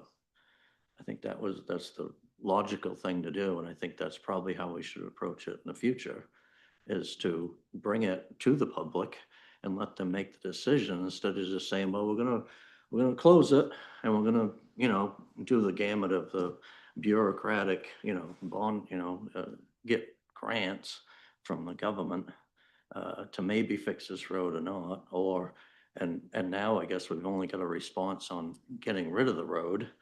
I don't know how long it will take to fix it, but I think the public, if the majority of people would just say, we don't want it closed, we want it open, we don't have to bother with the other grant. I guess the question is then, do we want to wait to get a grant to keep it open? And how long will that take? And then I guess the people will have to make a decision on that too, you know? I mean, have a public comment and have the public come in and say, what do you think? You know, should we wait 2 years until maybe we can get a grant to fix this? Or should we deal with this right now and fix it? You know? These are the decisions that have to be made, and it is up to the taxpayers, really. Yeah, I would just say one of the reasons that this was different is that once the road failure occurred, we were within a window that we could not do the repair until at least November. And so we knew we had 6 months to kind of see what our options were. Here we are some months after that, and it's lingered. I would also note that, you know, we already have an approved budget and we didn't have any immediately available resources. That's not to say the council couldn't identify other resources on an emergency basis if you wanted to pursue it. And I think the other thing I would note, and some will disagree with me, is that I think Scottsdale Hill is somewhat unique in that it's one of our lower volume roads in town. Yes, it's certainly vital, and many people use it for commuting and to get to their homes. I don't minimize that at all, but it also is uniquely a road that we could tolerate an extended closure for, at least in my view. Again, some might disagree with me. Yeah, one more thing though. Basically, I assume there's a lot of traffic that comes down by Flaherty Farms, and they can either take a right and go to Dunston, which is you know, if it's designated as a very problem area, or they can go across Scottsdale Hill Road and come out there by the, you know, the industrial park. So I think it's a critical road for us to have. And that's why my decision right off was like, no, let's just keep the road fixed. Let's get it fixed, and no matter what it takes, because I think it's critical. Yeah, there's no question. There's additional impact on Two Rod Road, and also Milliken Road is seeing increased traffic. I can say that I own a property on it. My daughter lives there. She tells me every time I see her that there's, you know, traffic is finding another way to get to where they want to go, for sure. Thanks. John? I would just add that our financial and fiscal policy is pretty silent on grants. So that might be something for the finance committee to either memorialize the current process that we have, or we can have the discussion there. Because frankly, I personally don't want to approve I don't want to see every grant before staff applies. But again, there might be certain types like road closures or things like that that maybe merit visibility. So that way we're just more consistent. So I just put that out there to the finance chair to consider if that's something you'd want to put on a future agenda for amending our fiscal policy to include grants and how we deal with them as a council. I don't think we should. And like you said, you don't want to have to look at every grant. I mean, if they want to, you know, pursue grants, sure, let's go, you know, spend all kinds of time. What I'm saying is road closures. I think we should change the procedure for road closure. If we're going to get rid of a road, this is a serious issue. It isn't really about the grants. And then we have to make the decision, do we want to keep this road closed while we go through the grant process? Or do we want to just deal with it? That's the whole point. So I don't think we should deal with grants at all, or change what we're doing now with grants. Just roads. Just roads. Thanks. And I'll just add that I believe it was last year during goal setting, there was a little bit of discussion about staff pursuing grants. And at the time, it was one of the few things that was just kind of general acclamation, like, well, of course, we want staff to always be aggressively pursuing grants because we want to try to, you know, reduce the burden on the taxpayers. Obviously, as with so many things that we deal with, the devil's kind of in the details. And I can appreciate the sentiment around wanting greater visibility. And I think what Councilor Anderson laid out and what Councilor Kane may be prepared to consider the Finance Committee could be a good approach. Maybe try to figure out some sort of a threshold on that. I don't know what that would look like, but it's worth discussing. Yeah, I think we should definitely look at it. And there's kind of a bonus to it of being want to say regulated, but more obvious and transparent for the community to understand that as well. Right. So, yeah. And I do understand the sentiment among some of the community that, or the perception maybe at times that, well, if the grant application's already been submitted, then it's sort of a fait accompli, or we've already kind of set ourselves down that path. This has come up a couple of times now recently, just in the last few months, on road-related issues. So I think it makes sense to be sensitive to that. Mhm. Yeah. Any other questions or comments related to the town manager's report? Great, thank you. Thank you. So moving on, standing and special committee reports and liaison reports. How about we start down this end this time? Scott, anything in your world? No? All Thanks. set. Larry? Thanks. I think finance, we're going to take a look at grants and how that works. And we're reviewing the final impact. We meet tomorrow and going through a final step with the impact fees before that hopefully moves quickly ahead.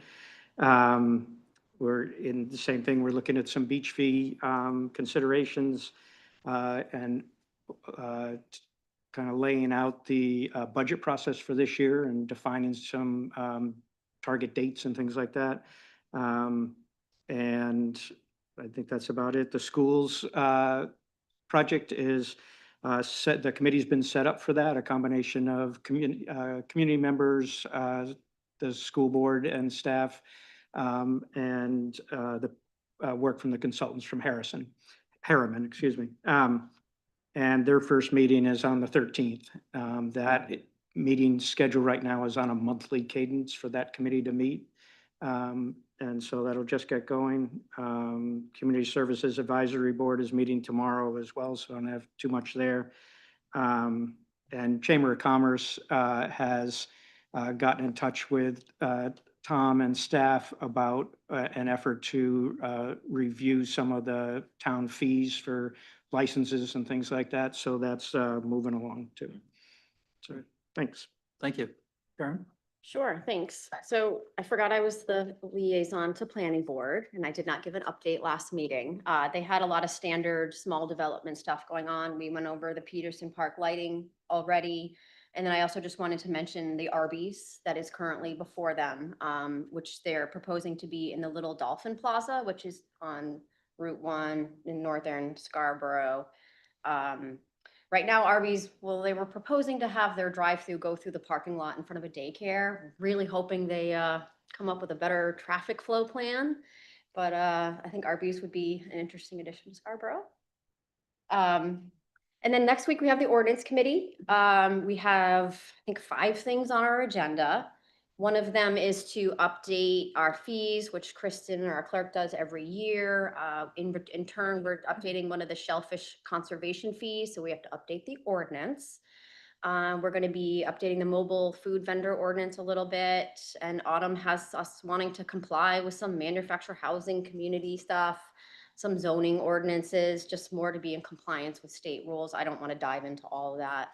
And then the last agenda item is the current short-term rental policy that staff has been using since 2017. We have that coming before us as well, and that's next Wednesday. Thanks. Great. Thank you. Don't have a whole lot to report myself. Long-range planning is not meeting this month. The next meeting will be in February, at which time I think it'll be March before the new members are seated, and Bill may want to speak to the appointments pipeline, which is very full right now. I will mention that a few of us, including Councilor Anderson, former Councilor Seither, Tom, Liam, and some other town staff had the privilege of attending an ambulance push-in ceremony on Monday morning at the Black Point Fire Station, which is part of a cool tradition to really sort of dedicate that new dedicated ambulance that will now serve and be staffed out of that station. And as was noted, it's really an important addition to the town, given the town's geography and the occasional or not so occasional, as things are trending, isolation certain parts of town. So it was a really cool event, really well attended, and great to see, the council's, role in allocating funds really have very tangible results. So that's all I have. Bill? Yes, appointments committee next week, lots of business, so, but no committee reports recently as we made our transition through the holidays, so that would be the only thing I'd have to report on next week. Thank you. Communication meets next Thursday, and the topics we'll be discussing. One, at our last communication committee meeting, we talked about the need to be more transparent with growth and what's happening as it relates to growth in town, like what's going on at the planning board, all that stuff, and just making it more easily accessible. And so we've asked staff to see what they can come back with a recommendation, kind of mirroring what we do for our transportation page that has everything about the roads and how do we have something parallel for growth. We're going to map out our calendar for Cakes with Counselors Phase 2, or however we're going to evolve it, to make sure that we're continuing that engagement, which seemed to go quite well. We'll figure out a specific date for the Counselor Corner Live in terms of how we want a specific date to put that on now that we know the workshop date to have that discussion. There was a lot of conversation at our last committee, and we kind of set it as a committee goal that we'll probably talk about at council goals, that we feel like continues to still be a huge gap in print and getting it in the hands of people who maybe aren't comfortable with digital channels. And so we'd like to continue to work with staff to find options, and maybe whatever those options are, make sure that they're built into the budget request in case there's additional funds required to make sure that we're getting paper in people's hands. And then we'll also talk about the possibility of a cross-functional citizen group to really bolster the communications committee and see where that goes, and if that's something we want to do. That has come up a couple times since I've been on council, and we've never really followed through, but I think there might be an opportunity to maybe take that on as well. Other than that, transportation committee meets next week. The two topics that are going to be talked about, we have two guests coming, both Metro and the group that's the new group doing the Forum Connector. It's not called that anymore. It's called something else. Portland West. So they don't have a solution yet. They're just coming as part of their outreach, I think, to get feedback. And so I think we all know, especially for North Scarborough, when we were there, people were still clear that while they didn't want the Gorham Connector, there does need to be some traffic infrastructure fixes in North Scarborough. And so they're very eager to know when those are coming. And so I think those are two great topics to get updates on that I'll share once I learn more. Lastly, Jean Marie sneaked away to get me appointed to the Cumberland County Finance Committee. So I am now reviewing their budget, asking questions. It's really interesting. I didn't know this, but the people on that are all counselors from different communities. Most on that are communities like Scarborough, where we don't fully leverage all the services that are provided that they provide. And so it was a very interesting first finance committee. Just two things I want you guys to be aware of. The current budget proposal that they have is a roughly 5% increase, which is typically on par with, on average, what they ask every year to neighboring communities to support. However, as some of you may have seen in the press, there is a potential risk that they may end a contract with the federal government that could still require them to provide services, but that revenue stream would disappear. So if that does come to pass, which is a moderate risk of happening, then their ask to Scarborough would essentially go up 3 times what it typically is to cover that revenue deficit. So I did ask Tom if he could just run some numbers with Norm to help us understand, what does that really mean budget-wise, so we understand what that impact is. But there's a real possibility that if that contract doesn't get renewed, that there could be a bigger hit to our budget for 27. So I got. Thank you. What services do we get and what aren't we utilizing that we get? I think the biggest area that we're not really using is dispatch, which is a pretty big expense for them. So they do service 19 communities within Cumberland County, and there's a lot of groups who don't, their fee structure, this is what I learned, covers about a third for the communities they serve. A third is really a shared service with the sheriff's department that we should be paying. And then the other third is non-users subsidizing the users. So that's one service that I feel like we're not quite like using that. But again, the other things is sheriffs, the jail, the attorney general, those are all services that, you know, we use. Yeah, courts and registry of deeds. So there are things that we are definitely leveraging and benefiting from. But again, just, you know, just interesting because again, I don't think we ever really dig in, at least in my experience, we've never really dug into that county tax item. We just kind of see it and say, oh, but you know, as I learn more, I'm happy to share more with you guys, but it was very interesting. Thank you. Michelle? Great, thank you.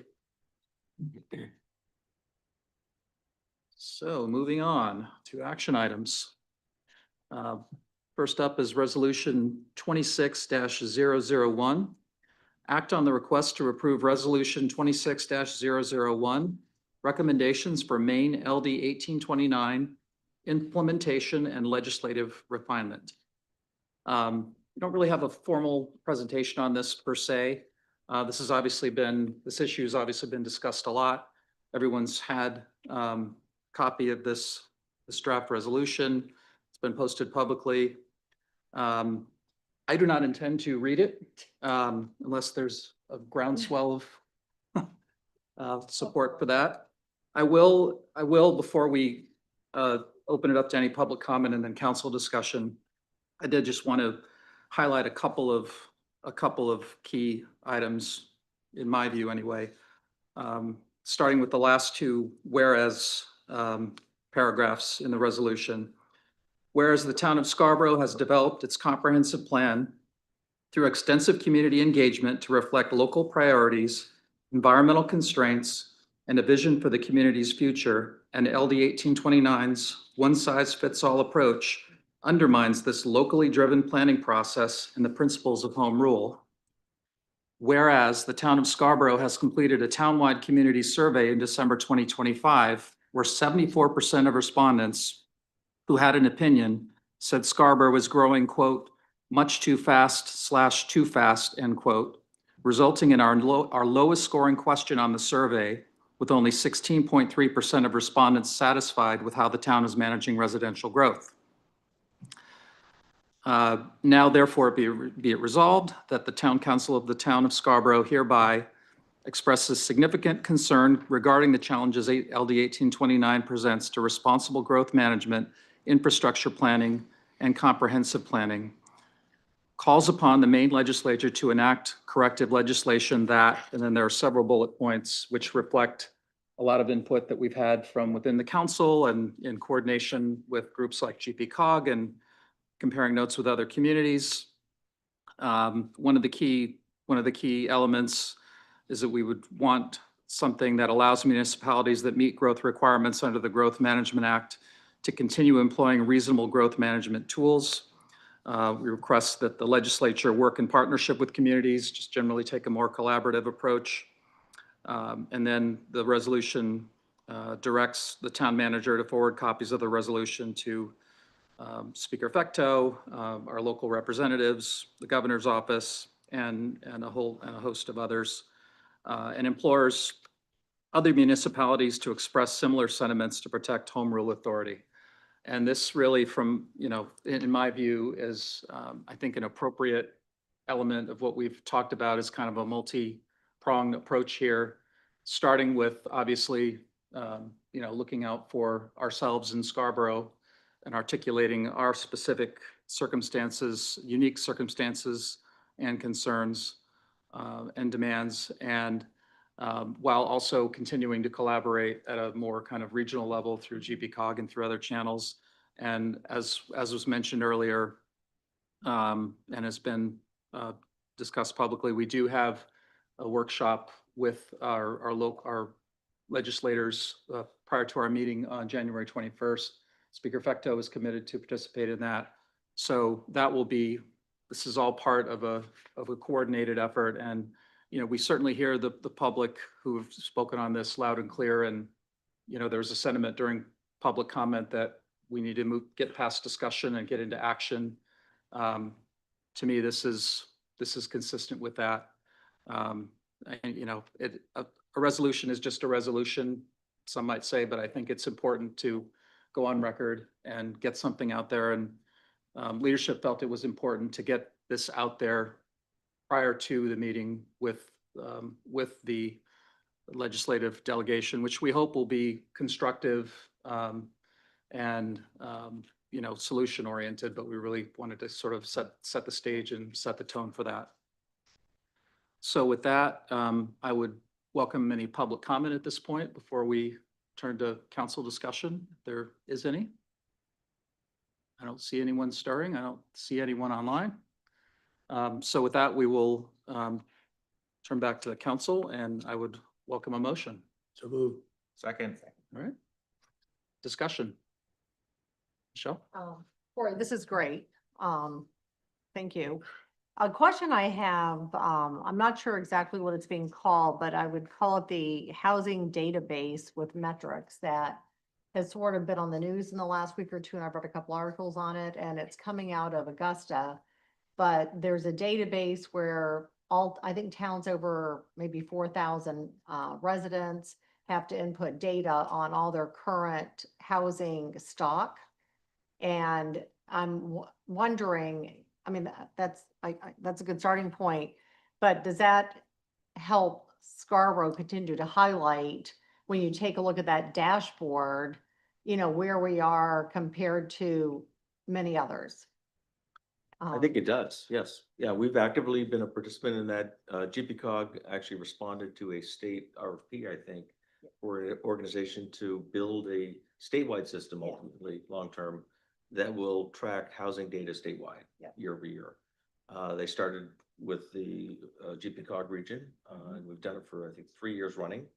And to your point, I think Scarborough and some others in our region really leap off the page in terms of compared to others. And I suspect if we're then comparing ourselves to the rest of the state, it's going to be even more dramatic. So we've been an active participant, and I think data is good to help inform this discussion.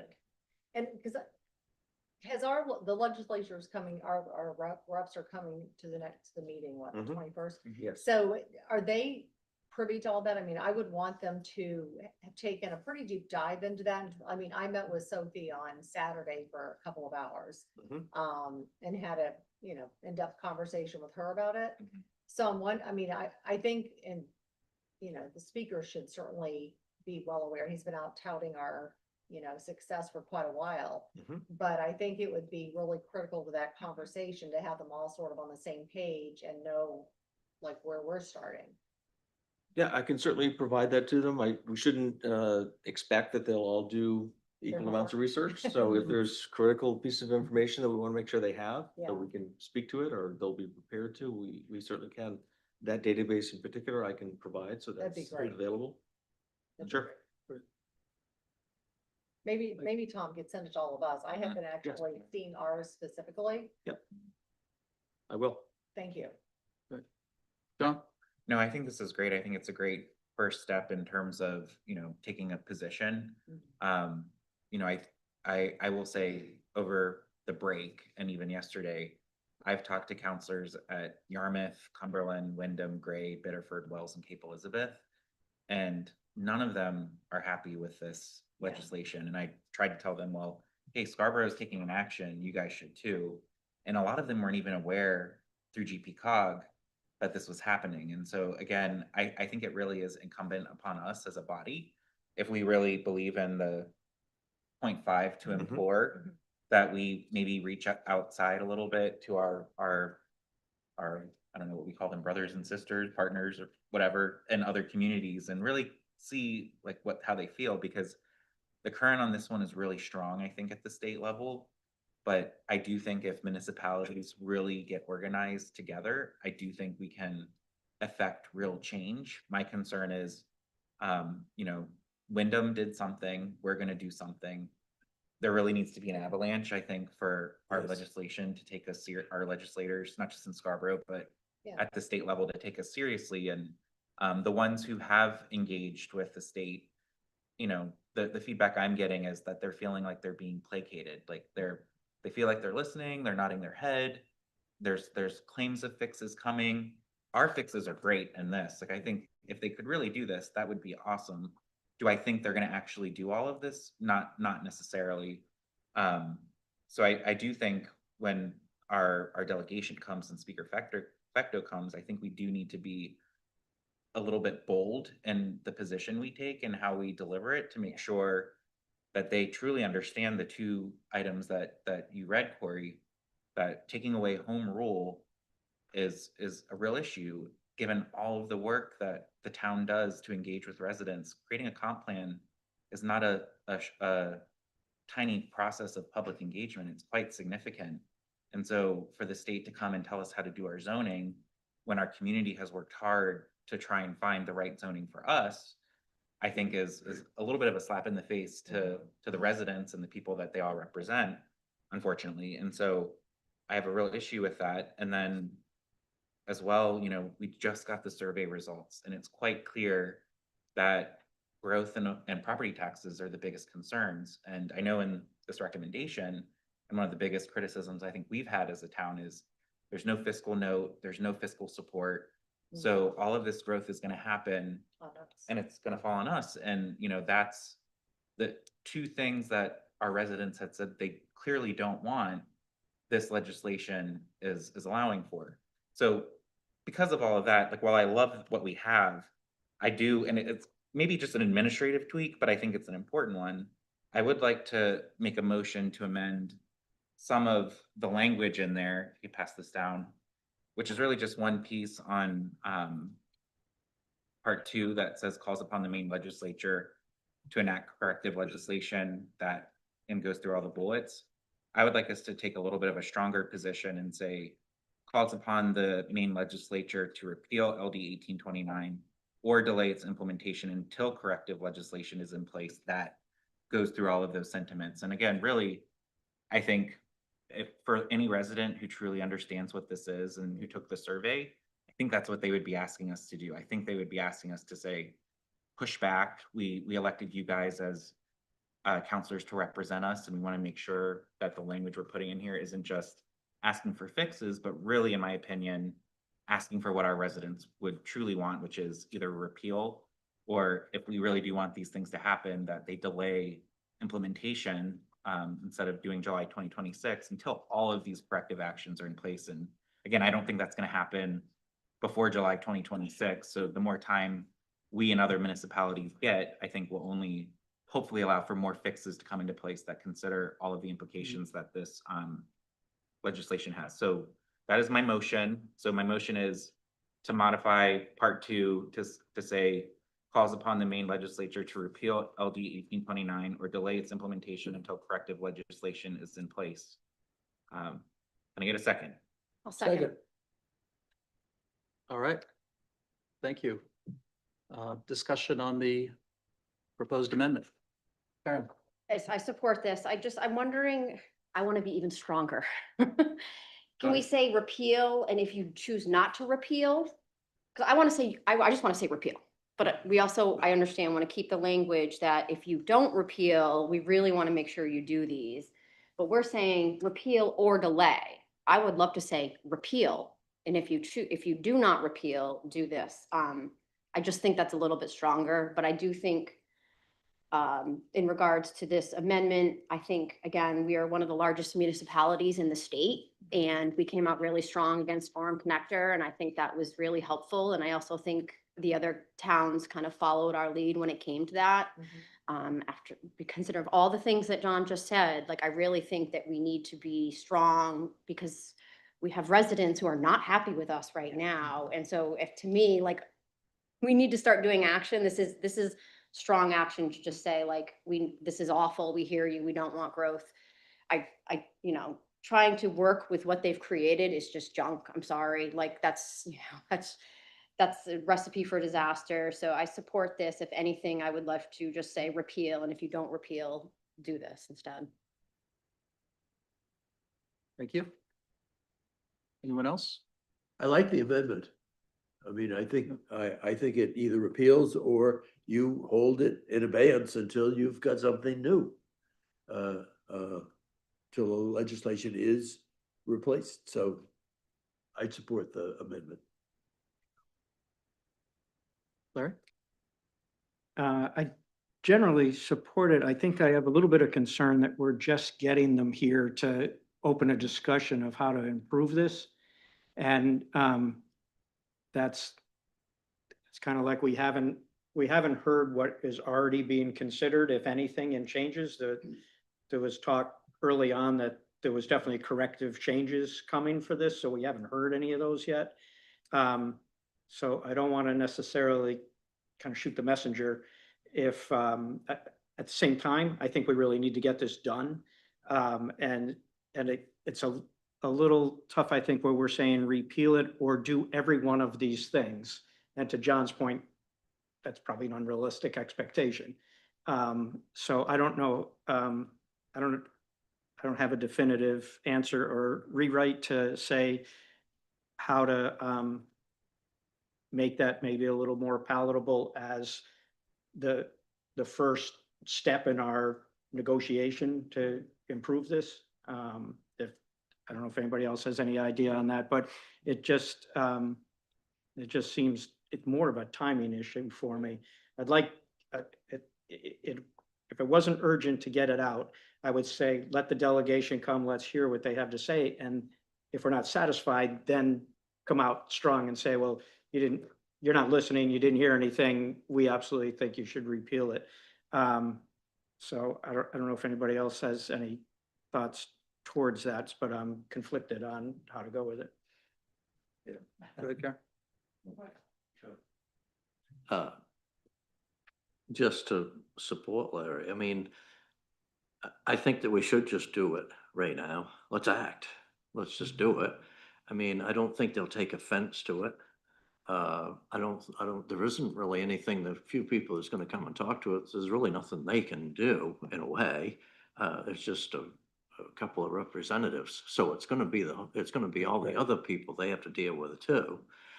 The other thing is getting this out and getting in, I think, John's idea of getting to the other towns and the other communities to do the same thing. I think as a group, you have a lot more power, obviously. And if you really want something done, I think that's the way to go about it. And I think to act and do it. I don't think that it would be offensive to them. I mean, if we put this out beforehand, I hope. But I get what you're saying. You don't want to, shoot yourself in the foot. Well, I think you're making a good point there, Scott, because what we are hoping out of that meeting is they become our advocates. Exactly. We want them to be the ones that go back and recruit other people to say, here's what we're hearing from communities. This is what we've got from Scarborough, and here's all their concerns. I love these whereas statements because I think it really lays out well the impacts to us. And so I think we're trying to recruit them in some degree, to go be our advocates with the larger group. And it also gives them paperwork to go back with. Yeah. And an agenda to go back with. This is really what their issues are. And they can present it, and make a case.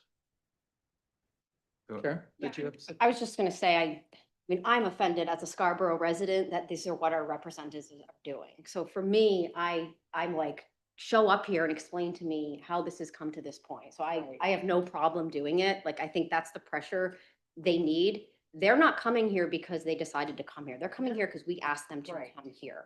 And I think we need to say to them, we brought you here, even though you're our representatives. How did we get to this point? To me, there's just a level of lack of accountability throughout the process where I think now is the time that, I mean, we're the ones dragging them in here. They're our representatives. I don't like how this process has gone. We should have done this sooner. Yeah. Well, and John, and that's kind of my sentiment is like, while I think it would clearly be the high road to try and take this advocacy partnership approach, I feel like they failed us by not taking that approach when this legislation was put into place. Because they know what we know. They know growth and transportation is a big issue. And I think I agree with Karen, like this is about accountability.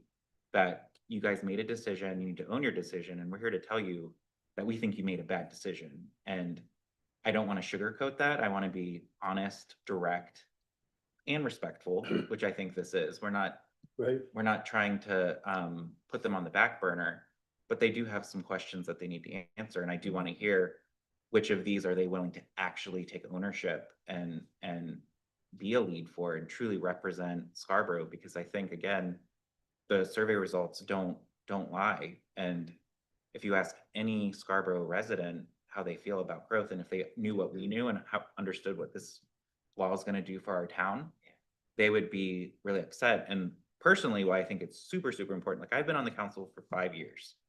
The thing that I think is constantly the biggest barrier for us to be able to address growth is state law. Our rate of growth ordinance is dictated, so the pace we can grow is dictated by the state. LD 2003 was their first foray trying to get into our zoning. We didn't really speak up, we didn't really push back. For Scarborough, I would say it wasn't super impactful, but because we didn't say something, now we got LD 1829. So when are we going to get LD 1452? That's going to go even further. So if we're going to take a strong position, I think we need to take it now. Because if we don't, there's going to be more. And so I think it is time for us to be collaborative, but firm. And I think you can be both. And I think this language is trying to still extend that collaborative arm, but at the same time, say, we need you guys to do something. Yeah, I agree with all of that. And I also wonder if they even really understood what they were voting on. They did. You know, which really concerns me, because when you take a look at this, I mean, I just can't imagine that someone processed all this information and thought, yeah, that's a great idea. And I also am concerned that they, you know, they work for us, they're our reps, and, you know, are they having, you know, listening sessions? Are they having office hours? Are they, you know, I feel like there has been very little, if any, connection. And then you're voting on something that literally impacts every single life in our town forever, basically. And mandating growth, and then we get no funding from them. It really all goes on to the taxpayers' backs. I mean, some towns might have increased school enrollment and things like that, and they're getting funding to help with infrastructure, and we don't.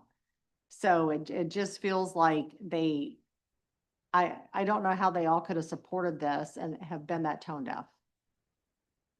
Thanks. Yeah, and as specific to the amendment that's on the table, you know, I initially had a very similar reaction to Councilor Kane, and sort of thinking about, you know, is this going to maybe poison the well, or you know, set an excessively hostile tone right when our delegation is coming in here. But, you know, as I thought about it, and I do appreciate the thought you put into the wordsmithing here, John, you know, I think number one, they may not have thought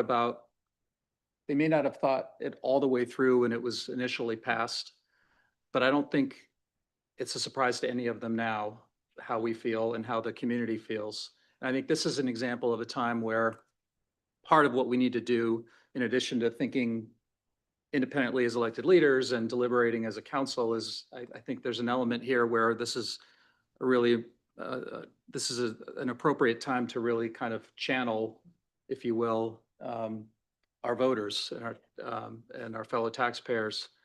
And I mean, we've had members of the public say we should sue the state. I don't personally think that that's the course we should take, at least initially, because that has comes with its own costs, fiscally and otherwise. But I think at the end of the day, you know, we're all adults. We're all elected officials, whether at the local level or the state level.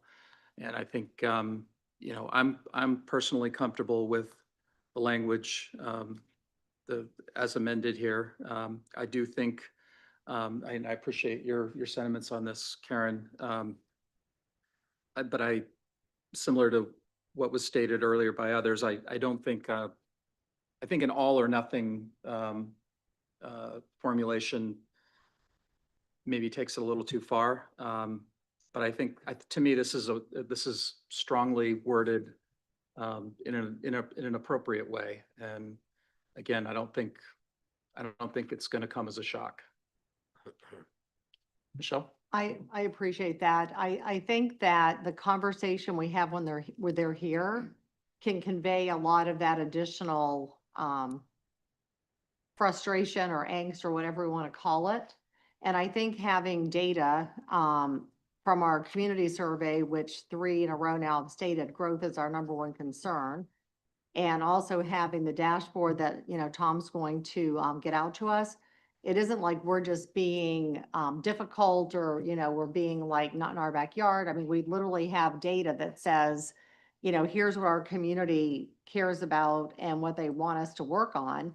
And also here's a dashboard that shows we've done more than anybody to contribute to housing stock. So, I think some towns might say we don't want this, but when you looked at their dashboard, it might look pretty barren. So I think that having that in our back pocket and having that as part of the conversation, but also being, assertive when the meeting occurs, I think can accomplish what Karen, I think, presented too. Thanks. Yeah. John? This is not related to the amendment. I know that's what we're debating, but given some of the recommendations that Michelle just said, I would also strongly suggest that for the meeting, we have Autumn or somebody share that Hutto, Texas image, because I think that's what makes it real, right? Like, I don't know. Yes. It's one thing to read words on paper. It's another thing to say, well, what does this really mean? That was scary. And I don't know if you guys recall, but when she showed the Google Earth and the time lapse, how like that is essentially what they're allowing. And if we get water and sewer on the other side of the turnpike, that is what's going to happen. And if these large developers come in because they can get more density that aren't really here today, they're going to have the money to make that connection. And so again, these are like the unforeseen consequences. So like does our legislature really understand that? And do they know that that's what they signed up for? Like, I do think we have to help them a little bit. Yeah. Because I don't think they're not experts, and we're much more closer to zoning municipal impact than they are. And again, I think, so I don't blame them for that. And I think we really have to use this as an opportunity to educate a little bit too. Present a business case. Yeah. Any other comments on the amendment that's on the table? I have one Sorry. more. I really appreciate that conversation. I think that was great. And I can really take something from what Councilor Doherty said about their expectation that they're coming here and they know, we're not getting, they're not expecting that we're coming to have a kumbaya moment. And but also I think for both Councilor Anderson and Councilor, I think that the idea that they failed in the beginning was a new idea for me. Like that's really what we're talking about, is that they didn't think this through. Either they weren't paying attention or didn't put the focus in it. I know Speaker Fectu was paying attention. It's his bill, but I think that that's a great point. And so kind of very astute reading of the room, I'll go ahead and support this. All right, thanks. With that, then I will call the vote on the amendment. All in favor? Thank you. So that to be unanimous. Now we're back to the original motion on the overall resolution as amended. Thank you. Any other comments, Larry? On this, I did to the other comments. I thought maybe we should consider in the directs, item 5 of who we're sending it to, that should we have the town manager also direct this to councils of surrounding towns. It's kind of going towards educating people in what we're doing. Is there a way that we send it out? And then also, should we consider this in to do with the actual document, but should we consider inviting some of those other people to the workshop on the 21st? That's from those other towns.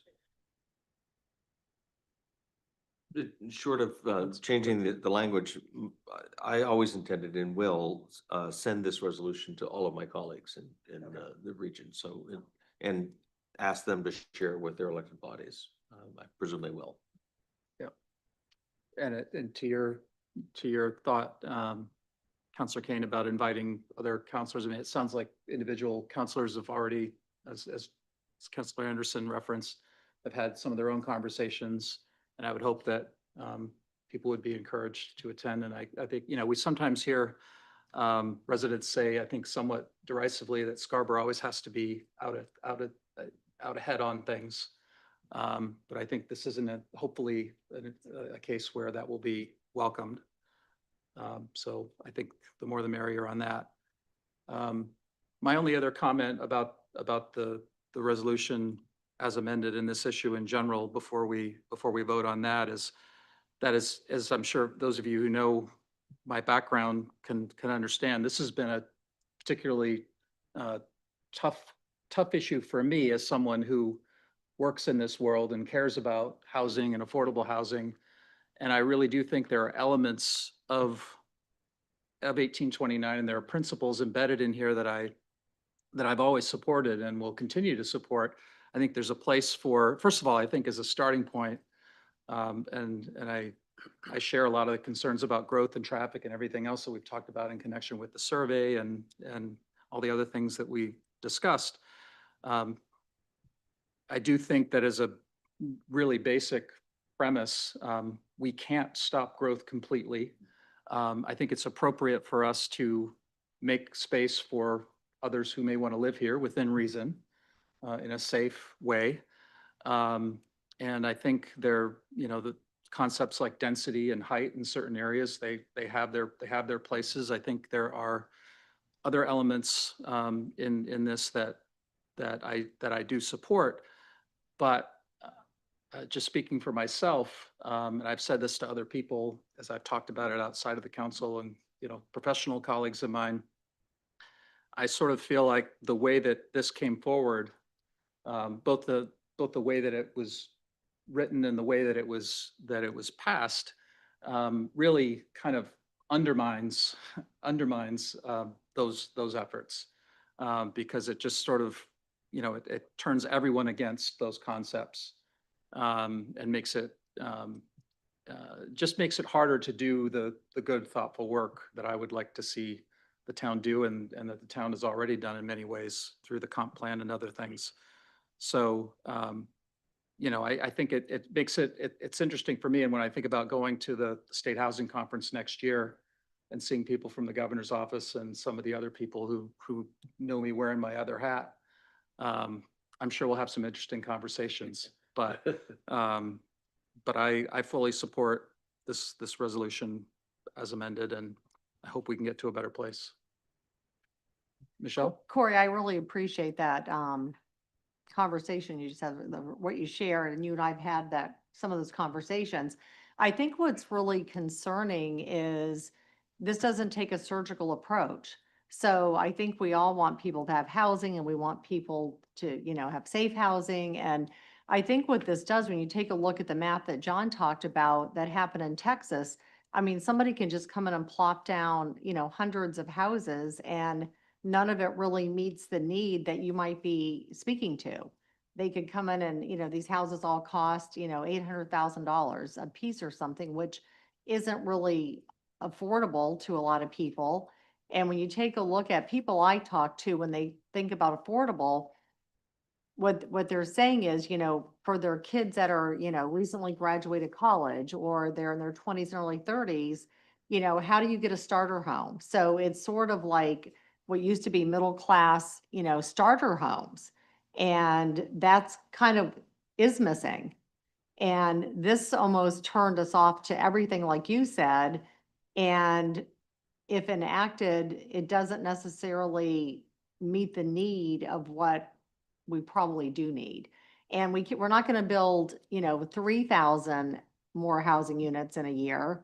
So if we're gonna build a couple hundred, like what should those be? And how do we have any type of impact or influence on that? So it's really what people are saying when they're talking about affordable housing. Right. Appreciate that. Well, Anyone, anything else? One more thing just came to me. Maybe in this, one more line item should be that it has to be local developers in this LD 1829 to do any developments in any of the communities. If the legislature revises it and puts that in, that you can't have big out-of-state corporations come in and all of a sudden blow it up. That, yeah, we need some more and they need some housing, but I think we have plenty of contractors in the state that could handle it. And it would moderate it then. And if they had that rate in the bill, then you wouldn't have to worry about that happening. And that is one of the big issues we're worried about. Yeah, I mean, I appreciate that sentiment. I'm not sure it could be done in, you know, in a way, in a legal way. And I also, we just observed that, you know, we've had recent and ongoing experiences where having local developers developing, have, you know, that's not guaranteed happiness for everyone. Yeah. So, but I do appreciate that thought. Any other comments before we vote? All right, I will call the vote. All in favor? That's unanimous. Thank you very much. All right. Moving on to another resolution. Resolution 26-002. Act on the request from the Quality Housing Coalition, QHC, for a Community Development Block Grant, CDBG, application in support of the implementation of QHC's Housing Navigation Program, Project Home in Westbrook, Scarborough, and Gorham. Tom? Yes, thank you, Mr. Chair. We actually provided sponsorship for a similar grant for the same organization last year. This organization specifically is designed to deal with homelessness and housing insecurity. And this year, we've been asked to sponsor a grant application to Cumberland County CDBG program along with Westbrook and Gorham. And the way that works is that we're a non-entitlement community such that we cannot access CDBG funds directly. So we're part of a Cumberland County pool. Nonprofits such as Quality Housing Coalition are eligible to apply, but they must have municipal sponsorship. And just what's I find unique about this organization is that they find success through partnership with landlords. And essentially what they do through these partnerships, it's not just, it's not Section 8 housing per se, it could be market rate housing, but they provide guarantees for financial guarantees for lease. They also remove some of the typical barriers for lease applications, and it's all about getting people in homes. So long story short, this would allow us to serve as a sponsor for their application. Thank you. Is there any public comment on this? Seeing none, turn to the council. Any questions or comments? Now, I'll just quickly say that was a good, helpful synopsis. And I think this is an example of something that we can do and continue to do to support kind of a regional approach to housing. So yeah, I should say there's no financial obligation or commitment on any part of ours. yeah, It's that's an simply important point. Great. With that, all in favor? Oh, do we need a motion? Oh, sorry, we need a motion. Second. Thank you. Thanks. Any discussion? All in favor? Thank you. Thank you. Old business, none at this time. New business. Order number 26-002, act on the appointment of deputy, oh, sorry, I'm skipping ahead. There's one more. 001. Before that. Yep. Order number 26-001, 7 p.m. public hearing and action on the new request for a food handler's license from CG Foods and Events LLC, doing business as All Grill, located at 238 Gorham Road. Tody? Thank you. On behalf of the clerk's office, I present this request. The application's been vetted. I believe this is, I believe it's a former Shogun restaurant on Gorham Road. Right. down on the form. And they recommend approval. Great. Thank you. Thank you. Thank you. Any public comment? Think none? A motion, do we have a motion? So moved. Second. Second. Any discussion? All in favor? Thank you. It'll be nice to have somebody in there again and have it refurbished and. Yeah, it's been vacant for 3 or 4 years, as I Yeah. recall. I know. Right. All right, see if I can get back on track here. I think that LD 1829 item threw me off a little bit. Old business, none at this time. New business, order number 26-002. Act on the appointment of Deputy Assessor Susan Russo to serve as interim assessor effective immediately and to continue until such time the town council appoints a successor. Yes, Tom? with the resignation of Nick Cloutier, to take on a new position in Waterville, we're left with a vacancy in the position of assessor. Both the town charter and state law require us to have a named assessor, and it is required that the municipal officers, the town council, be the one to appoint said assessor. Sue Russo, a longstanding deputy, extremely competent. I've tried to talk her into taking the positions countless times. I think she's too smart to do it. So she is incredibly capable of handling these duties and responsibilities in the interim. I would just update you on the recruitment. We did conduct first round interviews today, very promising prospects, and we'll be looking to include council chair fellows the second interviews, and we hope to have an appointment consideration for you. I can't promise at your next meeting, but probably the first meeting in February at this point. Good. Thank you. Any public comment on this item? Seeing none? Do we have a motion? So moved.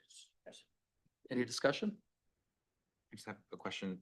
Tom, Mhm. when you're hiring the new position, is it purely just for an assessor, or is it the super special director role that Nick was? It is for tax Yeah, yeah. assessor first and foremost. That special projects component was done in part because of Nick's particular aptitude and abilities, but also to keep him engaged in here. I Yeah. probably had another 12 or 18 months of his services because we expanded his horizons. Mhm. And I'd like to think that in part prepared him for this next step. Yeah. So I would love someone to have that same skill set, Mhm. but time will tell. It's a bummer to lose him, Yes. but I really hope he does do that party he mentioned with karaoke. And Tom, you never responded to my request to do a duet, so Purposely. Hmm. Yes. I'm still waiting for that. Anyone else? All right, I'll call the vote. All in favor? That's unanimous. Thank you. Thank you. There are no non-action items. Moving on to council comments. Anyone? Michelle? So, thank you. Counselor, Kane and I had the opportunity to, spend, a half a day, or maybe it was longer, with the two chiefs. And, got a tour of the whole facility and the operation. And I just have to say how impressed I was with every person that we met and interacted with. Just spending about 20 minutes in dispatch, it was mind-boggling, and just what they have to manage in there. And was very proud that the woman who is leading that is a Scarborough High grad. So that was cool to hear. And there was a lot of excitement for a Thursday afternoon.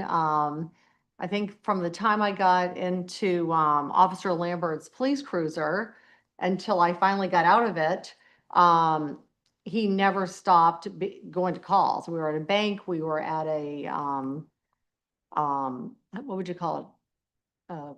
Assault, altercation. We had an altercation. We went to, we did not. No, we pulled in, and we're both in the cruisers, and we're looking at each other, and we're like, what do you think? I'm like, I don't know, but I'm not getting out of this cruiser. I just was really impressed. Officer Lambert was very impressive. The whole day was impressive. And when I take a look at our score, our community views the police department at a 93% approval rating, and the national average was only 59%. That's unbelievable. Yeah. And just when you take a look at nationally, you know, how a lot of law enforcement can be perceived and a lot of the challenges out there, the fact that we have almost a perfect rating is just, it really is just unbelievable.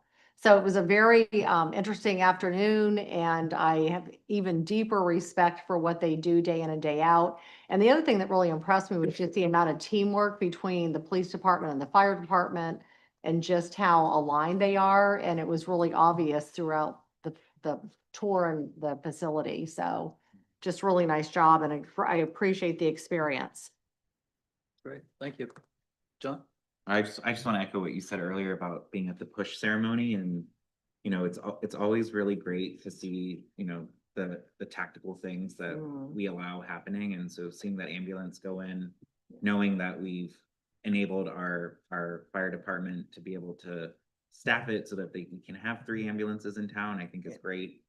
I also would be remiss to not thank the fire department for coming to my house this week, because I was making steak on a cast iron skillet, and it was my first time doing so, and I used the wrong oil, so it was smoky everywhere, and for like 2 hours we had to have the windows open.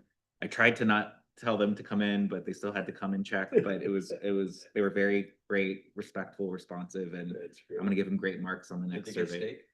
No, and the steak did turn out perfectly, in case you're concerned. Yes. It was like the best steak I've ever made. Yeah. But the fire department had to come and for me to do so. Outside. Looking forward to steak with counselors for the. Yeah. Yeah, there we go. Don't pair me with him then. Participation. You could, When I'm maybe. in, I don't eat meat, so Anyone else? I don't cook and I don't eat. I'll try to be really quick with this, but Tom mentioned that I jumped on a Zoom call this afternoon with Representative Warren. Yeah. About the Scarborough Beach thing. To me, it was a surprise how quickly that, Yeah. or how little notice there was to Yeah. deal with that. But she had done a live town hall, and then this, I wasn't here for the first round of this, so some of you may be familiar with it, but Representative Warren put forward at the state level to take the word state park off of Scarborough Beach as a designation, because it's not available to state park pass holders. Yeah. It's not honored, the pass is not honored there. They thought that was confusing. She put that through, I think it's through agriculture eventually, which she's not part of that committee, but she brought that to them. And in committee, they completely turned it on its head and made it that Scarborough Beach would have to accept the state pass. And Scarborough Beach is a unique kind of public-private management structure. There's no room down there. There's parking problems. So It's a mess. Representative Warren she feels like she doesn't really have a lot of sway with the committee. She's not a member. She's not voting on this. And so her idea amongst many is to put together kind of a working group that would come up with, identify the problems, the solutions, and a lot of it would be educating people who are not from this area exactly how unique that situation is down in Black Point, and try to get them to understand the impacts of this. So she will be looking for somebody from town to join that committee, and so I'll follow up with her by email and see what she wants to do in next steps. She may also just contact the town directly, but that's kind of where we are. Thank you. Anyone else? I'll just sort of circle back to the workshop we had prior to the meeting on the survey results. One thing that I had meant to say when we were sort of wrapping up, in addition to acknowledging the great service of the town staff,